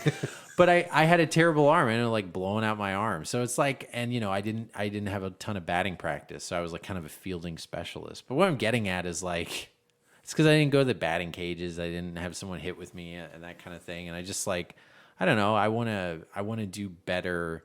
I want to kind of do better than I had. The kid's already going to be a little bit more privileged or whatever. So you got to kind of watch that. I think we've talked about that before. And like having the responsibility, having your kid be like well-rounded. I started just thinking like, Yeah, don't raise a crappy human. yeah, don't raise a crappy human. But I think if I can find time to exercise, that'll give me a little bit more drive to like find time to play games because, dude, it's great therapy. I'm finding out more and more, and maybe our listeners can agree. Games are great freaking therapy. And Yeah, they sometimes are. you need it. They're perfect for me. I mean, I have a high stress work environment. I do stressful things all day, and then I come home, and I like to spend an hour in the evening ish. Yeah. Just like chill out, interact with some electrons, Yeah. just have a little bit of fun. Yeah. Try to forget about all that stuff. Yeah. Yeah, just have a good time. It's good. And it's hard. And, there'll be times where I didn't play a game for quite some time. And that's just the way it's going to be. And yeah, it's like I had way more time when I was younger. But, this other side of things about kind of seeing your offspring and, getting enjoyment through watching them do stuff. Super cliche. Sounds terrible when you don't have, but it's actually kind of cool. And I'm kind of fine with that. So anyway, kind of got off on a weird tangent, but like, We do that sometimes. yeah, we do that sometimes. But anyway, I just thought that was kind of cool. I just felt like I'm going to actually take my health a little bit more accountable and try to stop eating like crap because it just took that one meal. You ever find that? It's like that one meal where like, I feel like I've noticed that as I've gotten older, if I don't eat right, like if I eat a bad meal, Yeah. I feel bad. Yeah, and it's kind just of for like the next thing day that or happened so. with drinking about 5-10 years ago, where like you used to be able to drink. I used to be able to drink, but like now it's like, God, man, you're out for a while, and that happened with alcohol, and that's happening with food. Like, Yeah, like I can't what do the heavy heck? meals and that kind of stuff. And I mean, I still do them, Yeah. on occasion, but man, not like I used to. And when I do, I know it. yeah, and Like, we I did a feel Taco it. Bell run, and we spent $26. It was just Laura and I. $26 at Taco Bell. I don't know why. I looked at the menu on my phone. I was like, oh man, I never order this, but I now look at the ingredients because you're in the drive-through and you feel like, I've got this anxiety. I got to order quickly. So you don't will take all of it. Yeah, I'll get this. So then I was like, I had already a list of things I wanted. I was super hungry for whatever reason. And I ate this food and I felt like terrible. And I just woke up the next day. I'm like, you know what? I'm just gonna do it. I have a damn gym in my basement. It's right there. It's a little easier to work You're out. like calculating how much time you got to spend. Yeah. The calories. Yeah, oh, yeah, I'm not that bad. I'm literally just like, go down there for 40 minutes, do the most you can. If you get a wild hair and feel like you want to pump it up, do more. But I'm only just telling myself, go on the treadmill. All the other stuff's bonus. And yeah, we'll see what happens with it. But anyway, Dreamcast turns 18. Biggest regrets are, for me, like, I don't know, selling my systems, would you say? Yeah, I think selling mine. My biggest wins are, we didn't have a lot of stuff growing up. I don't mean to make it sound like we were living in the gutter because we weren't, but Yeah. money was tight, and so I started with the Atari 2600 and we had it, but then the new Nintendo came out and I really wanted the new Nintendo. So what did I do eventually? I ended up selling my Atari 2600 and all my Atari games. Yeah, totally natural thing. Totally natural and thing. normal thing. And normal thing to get my NES, to get my first NES. And so then I had my NES and I had my collection of, a dozen, 15 games or so there by the end. And it came time to get a Super Nintendo Yeah. and all that sort of thing. And I actually didn't sell the system, but I ended up, I was very close to it, but I got a Super Nintendo for Christmas, but I sold most of my NES games to buy Super Nintendo games. So then I lost those. I have a question for you. How long did it take you to regret it? Oh, not until I was an adult. Yeah. Yeah. And that was kind of me too. Like Or at least late in my teens, maybe college-ish sort of age. Yeah. And really it was around the end of high school, college that I started to have a lot of nostalgia for the old games that I used to play.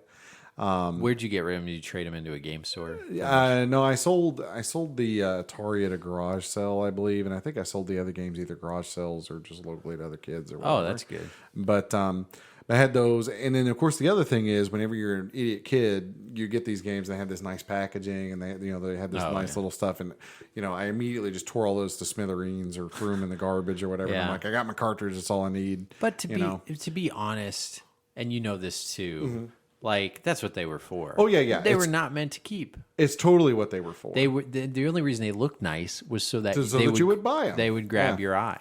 And I mean, I'm looking right now. I've got my like Ninja Turtle corner, and I have my original Fall of the Foot Clan for my Game Boy, which was my first Game Boy game. Love that game. And I have fun little displays. I've said before, I'm not a big box collector for the most part. Because it just kind of reminds me of clutter. And, I kind of grew up around like clutter at one point in my life. And it's like, luckily that thing just doesn't grab me. I'm just more about a cart guy. But I do understand the people who really like that stuff. But, if it's in a proper plastic case, I'll get a game in a case. But the cardboard, I could take it or leave it, not a really big deal. So my problem was when I got rid of a game, I always sold them to like a video game store. So I know I got like you got totally reamed on that. Yeah, and I remember each one when I got rid of my Game Gear. Luckily, I remember the guy, and of course he's not in business anymore. He had a flat rate for every Game Gear game. Every Game Gear game was $5 credit. That probably wasn't bad, actually. Yeah, and this was in 97.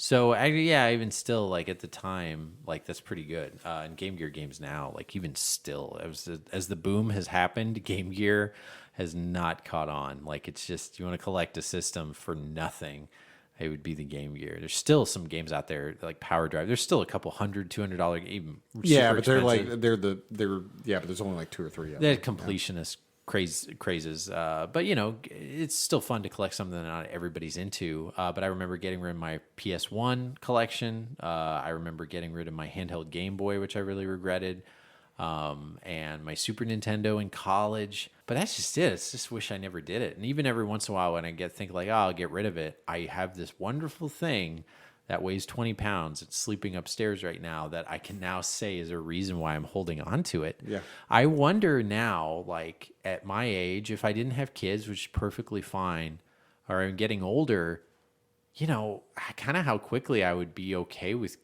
selling off my stuff. Because even now at times I think like, I'm getting to the point where I have more games than I could play. What's the point of keeping them? But right now, like, I don't know about you, but I just feel like, hey, you know what? I'll give them to my kid. And 20, 30 years from now, if he doesn't want them, then maybe I can, maybe we'll still have this weird podcast group thing that we have.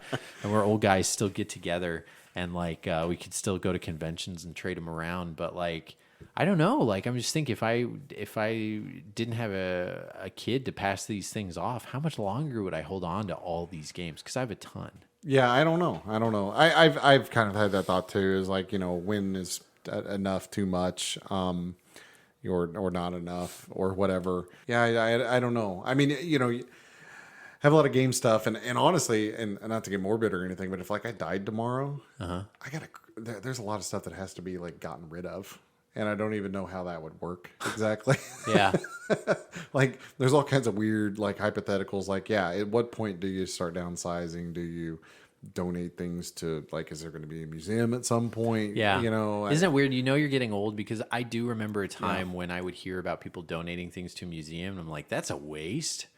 Yeah, I know. Yeah, right, exactly. But now it seems perfectly logical. There are things. It's an adult thing. There are things in my collection that I am holding on to that I don't have any nostalgia for.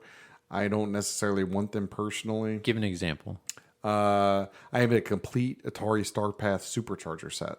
Don't even know what that is. Exactly. You just said words. Yeah, I just said some blah, blah, blah. Atari Starpath Supercharger. Yeah. What is it? What is that? So it's a tape cassette adapter for the Atari 2600. Oh, I don't know that. There were a handful of games released for it. Communist Mutants from Outer Space actually is one of them. Yeah. But it basically has 10 times the RAM inside of it is in the original Atari 2600. Which is what in total though? 10 times the a couple RAM. of kilobytes, I think. Yeah, because there's only 850 bytes, I think, of RAM total in an Atari 2600. Crazy. Yeah, it is crazy. But I have a complete set. I happened to find it at this little place in Arkansas, and I was like, wow, there are not many of those around. So I bought it, and I'm just holding on to it because eventually there's that maybe the only one of those that there is, or one of the only few that there is. I mean, it already is one of the only few that there is, but I only own it because I want it to just be preserved. That's the only reason I have it. Yeah. That's the only reason I bought it. Yeah. Is just because I'm like, this is a rare thing that people have completely forgotten and has some place in history, and that's why I have it. But that's just it. It's like if people have completely forgotten it as the years go on.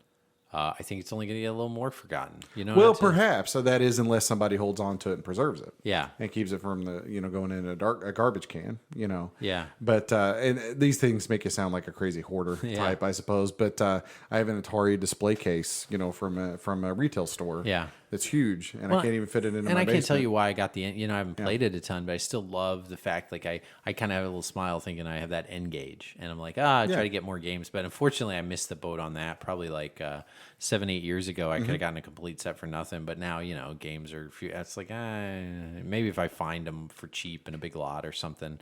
But then there's that. I have all the GBA videos for whatever reason. Yeah. And I like that because it's defunct video. I love, just like you love the Laserdisc, I love having UMDs. Yeah. I love having physical media because this is something that is going away. Yeah, but it's weird because my more modern regrets and more recent regrets are the same as the things that I like, which is in some ways like I kind of don't like having as much stuff as I do, but at the same time, like I don't really want to get rid of it. I don't know if that even makes sense, but especially like with that stuff like that Starpath Supercharger, like I can't get rid of it because I know that there may only be 15 of those I don't even know how many there are. Here's a way that separates us from being kind of collectors to being crazy, and I think I know the answer to this, and it's probably the same answer me and Shane obviously is if you needed to get rid of it for a certain reason that's I absolutely like you're about to get divorced or something, or you needed the money for X amount of reasons, you'd get rid of it in a heartbeat. I totally, I would too. Yeah, I totally would liquidate if I had to. Yeah, that kind of thing. But like I said, there's some things that I just kind of hold on to, and just because I want them to. As long as it passes the test that you're not going to go down, it's like these aren't bigger than people. Like when it comes down to anything, and obviously this is.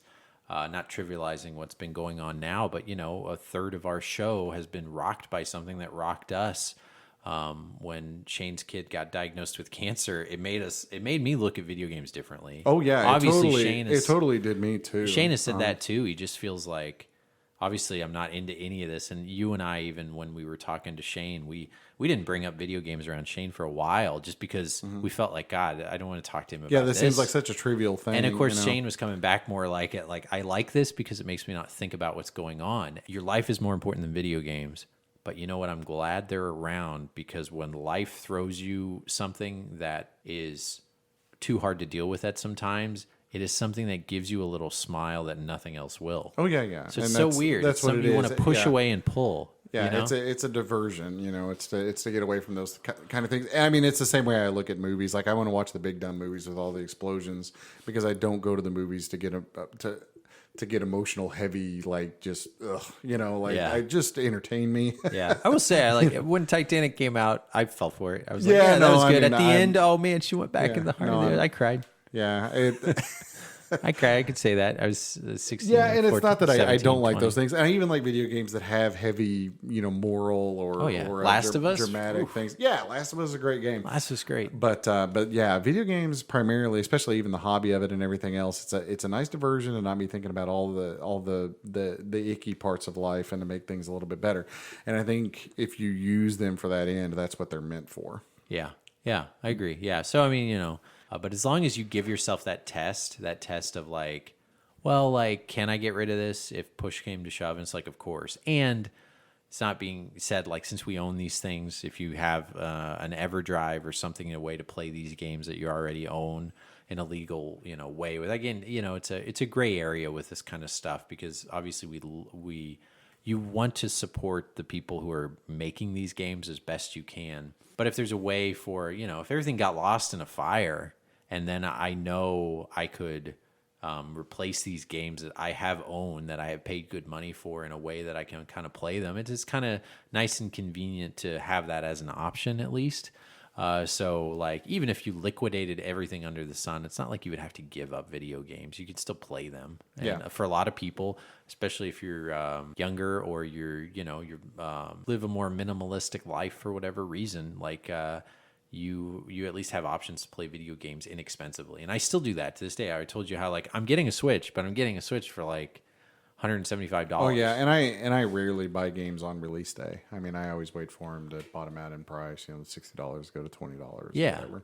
yeah. Like I'm old enough that I don't have to have the newest shiniest thing all the time because I know the new shiny thing is going to be dirt cheap a year and a half from now. But some new shiny things, like for the PSVR, for example, there was cool enough for me to understand why I got it. And like, again, I got that, we've said before in a previous episode, because I loved VR as a kid. And I loved, seeing the Matrix. And, obviously this is not the same, but it does pull you into another world. It's awesome to like show other people. It's something where it's given me this thing like, I'm an adult, I work hard, I do serious stuff all the time, and I have to be professional all the time. It's cool to like go into a little fake little world and shoot bad guys or like, whatever you're doing. And have you played any of your VR recently? I actually have a new setup going together for my VR. I've not turned it on in about a month, but we need to set up. But here soon, Star Trek. And I haven't mentioned this, but I'm actually putting together a big system selector in my basement, and it's all in shambles right now. But as soon as that's all done. Yeah, that is something. The VR will get. That is something of your basement that I didn't really even realize till you said it. But yeah, like the ease of use is like, I'm trying to think, like you've got some systems in one corner, some in another, and like, I guess you don't have a quick way to play something if it's not hooked up quickly, and that's what you're trying to accomplish. Yeah. Basically, I'm putting all of the systems into little cubes on the wall. There's going to be switches that control them, and I just push a button, and I can switch between all the different systems. Cool, yeah. And which is something I should have done a long time ago. It's a pretty popular setup for a lot of collectors out there. Yeah. And I mean, it's similar to what other people do. I'm just trying to get it all put together and make it functional. Awesome. Rather than sort of dysfunctional. Awesome. Because what happens is I kind of swap systems out and trade things around, and so I'll play a lot of Saturn stuff for a few months, then I put it away and I may not see it again for a year. Yeah. But then I'm like, man, I really want to play Saturn, but I don't want to hook other stuff, and I have to move it all back over here. So this will be a nice workaround for all of that. Yeah. The only one other regret I might have is I wish, like if you had a genie in wishes, I wish I could go back in time, back before the retro craze happened, and bought more. But I had this NES or anything like Conker's Bad. I've said before, like I was on eBay before eBay for retro games were a thing. The fantastic Nintendo 64s all day were like $25, and it was just such a cool time because not many people were into it, and you still kind of like were closeted collector when I was back in like 2003, 4, or 5, and sealed late release games were dirt cheap for years. I said, sealed Conker's Bad Fur Day. I bought 7 of them for like $8 a piece sealed, and that wasn't because I was saving them. That was literally, I was like, this game nobody played. I'm gonna give it to all my friends that have a Nintendo 64 and let them play. I gave one to my piano teacher. I gave one to like. I was saying, like, I'm like, oh my God, looking back on it. How much do those go for now? A sealed? A sealed one, probably $250, something like that. Yeah. Yeah, you're going vacation in Greece for all that. But anyway, it's just, that's one thing. And I still used to do that up until now where I would just like leave games that I would find maybe a good deal. Like I found the OG original Game Boy at a thrift store in perfect mint condition, $2, even a couple years ago.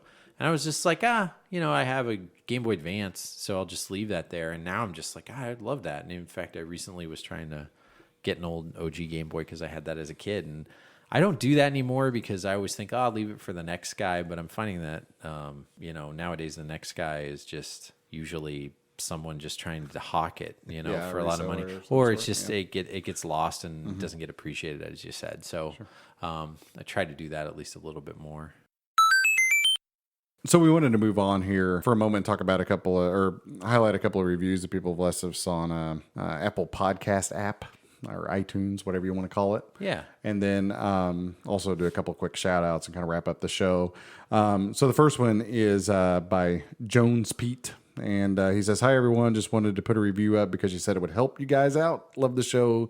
Keep up the good work. Thank you. That does help us out. Thanks. The next one is from Brains, and it's called Perfect for This Stage of My Life. In my 30s and a new dad, this podcast was made for me. Sorry. Great content, entertaining and informative. Keep it up. Awesome. And here the most recent one, informative and fun by DJ Duran 500.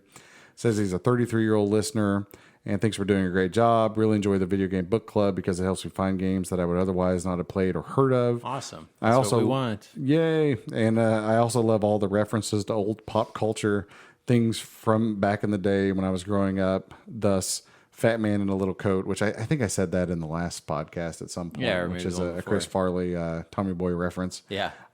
Keep up the good work and best wishes to Shane and his family, DJ Duran from Maine. Awesome. Also wanted to quickly shout out a podcast this is actually the original podcast or video game podcast that I started listening to, which is Retro Game Squad. It's three guys who play a group of games that have some commonality to them, and then discuss those games on a podcast.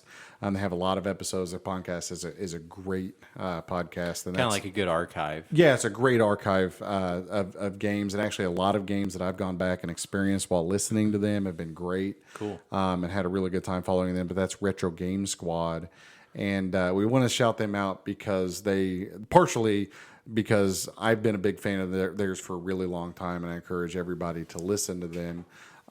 But also because they mentioned Shane, recently on their episode, and like I said, they're three great guys. Everybody should listen to them. They're very informative. They're chock full of information, and great at what they do. So you should definitely give them a listen. Yeah, and they paid it forward and gave our podcast a shout out. I found them kind of naturally because I don't know why. I just randomly I found them on Twitter.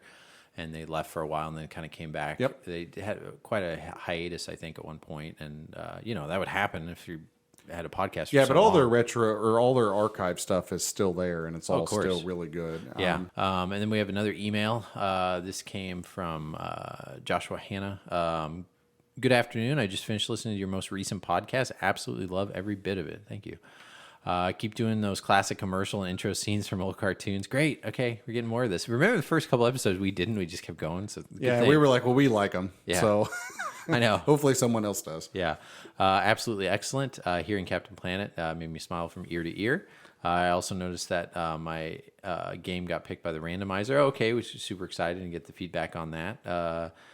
Now, since my game was picked, I was hoping to add another game to the pool. Notice racing games isn't much love. Thought about another hidden gem, Hot Wheels Turbo Racing for the PS1. Did we talk about this? We did. I added it on the last podcast. That's right. It's okay. I didn't read the rest of that email. Yeah, so we just added the game and not this. So, but he talks about that. So we added Hot Wheels Turbo Racing, so don't worry, Joshua. We have added that. He also goes on to say, I also wanted to throw my suggestion in for the handheld title game. Oh, yeah, we put this in there too. Sorry, didn't win. Porta-player picks. Very good. I just think we would have gotten twisted on that the whole time. Poor Shane. Can you imagine? We would have said that backwards, forwards, and inside out. Yeah. Thanks again for the excellent content. By the way, I think that I enjoy the most about your podcast is that you guys have an unspoken respect for each other and the listeners, as to not really talk over each other, which I've noticed on most other podcasts do, and I think that adds to your well-rounded podcast. Love it. Keep it up. I'm glad to hear that Lexi is doing much better, and I hope that progression continues. Sorry for being long-winded. Thanks again for the excellent content. Keep it up. Thank you for that email. That was really nice. We appreciate that. That is something we try to do. You get respect by giving respect. Obviously, there's a lot of different type of content out there, but really we just thought, like, how can we be a little bit different when we were coming up with this podcast? And it wasn't that, do you remember we had that conversation, like, do we cuss on it or not cuss on it? Yeah. Like, we were actually leaning towards, like, it kind of was near the end, and of course it was an excellent decision to not do that, but we also, a big reason we didn't think we could do it, because when you guys hang out, I mean, we cuss all the time, but for whatever reason, it hasn't been that hard. Do you agree? No, I don't think so. I mean, you just have to keep in mind, I think of actually when we're recording the podcast itself, that I'm in front of my listeners. Like, I imagine you guys sort of being here with us. Yeah. And like, I wouldn't, like, and I don't know you personally, right? Like, yeah. I don't know anybody who's listening to us personally. I mean, aside from our family members. But I wouldn't walk up to a stranger and act or behave or talk in certain ways. Yeah. So we have it comes as, it's not we're extra mature. I mean, no. Like, I just think of it as, I don't know the people who are listening to me that well, so I want to give you some level of respect as being a person who's being introduced to you, if that makes sense. And not everybody does that. I can't say, name is not not everybody holds that same respect. Obviously, if you go out in the public enough, you'll hear people like cussing, and it's like your kids are. I'm not in that situation yet, but I can't wait till I am, where I'm like, hey, my kid's right here, and I cuss right back at him. That's what I probably do. Watch Daddy get into a fight. Yeah, I know, exactly. Yeah, like watch the years. But, I just, you see that around, and it's like, you have to, like you said, have respect for everybody else, not even if their kids around, like just, it's a natural thing. You got to be around in your environment. So for the most part, that, and if we have to pull back a story that might be a little bit too graphic, it's not too hard, and we do it because we've gotten good feedback that is something that you guys appreciate. So we like that, and hopefully it doesn't make our content too boring. That's what we always kind of default to, but hopefully not. All right, but anyway, thanks for that. Any more emails that we might have missed? No, I think it's time to just plug our social media outlets and probably sign off and skedaddle. Yeah, this might be a long episode. Hopefully appreciate that. We should be back in another week to turn 21, another 2 weeks from now. We always record on Thursdays and release this on Monday. So where can you email us, Adam? videogamedads@yahoo.com. And you can find us on Facebook at facebook.com/videogamedads. Tweet at us at videogamedads. Instagram us at videogamedads. Give us an iTunes review, good or bad, hopefully good. Helps us be seen. And we will shout you out on the podcast. Send us an email about anything under the sun, discussions, tips, games you recommend, thoughts, improvements on the episode. We'll take anything. Yeah, ask us hypotheticals about surviving the apocalypse, whatever you want to do. Yeah, anything great. It would be video game related. We always appreciate that. So thank you very much, and we'll try to get back with you as quick as possible. Thanks for listening. As always, episode 20. We're getting close to our year, man. 2 more episodes. We're going to have a year spectacular. It's so amazing. That's right. I'm doing the next podcast shirtless. This is one. Okay, so even before the year spectacular, we got 2 episodes. But next, okay, so we're definitely. the 2 episodes from now. Okay. The 1 year spectacular. We'll definitely be on YouTube for that one. I'm painting my belly. Yeah, awesome. So we'll make sure to have the camera on. Your camera on your laptop's on for that one? No. No, it'll be censored. All right, give us your video game book club picks as well. Thank you for listening. We will see you next time, 2 weeks from now, episode 20. And thank you, Shane, again for coming. I know he's listening. Thank you for being here at the beginning of our episode, helping that along. Can't wait for you to be back more often. Wonderful to hear the great progression Lexi is having, and all the support from our listeners through all this has been wonderful. And Shane and his family really appreciate it. Episode 20 is in the books. All right. Thank you. Thanks.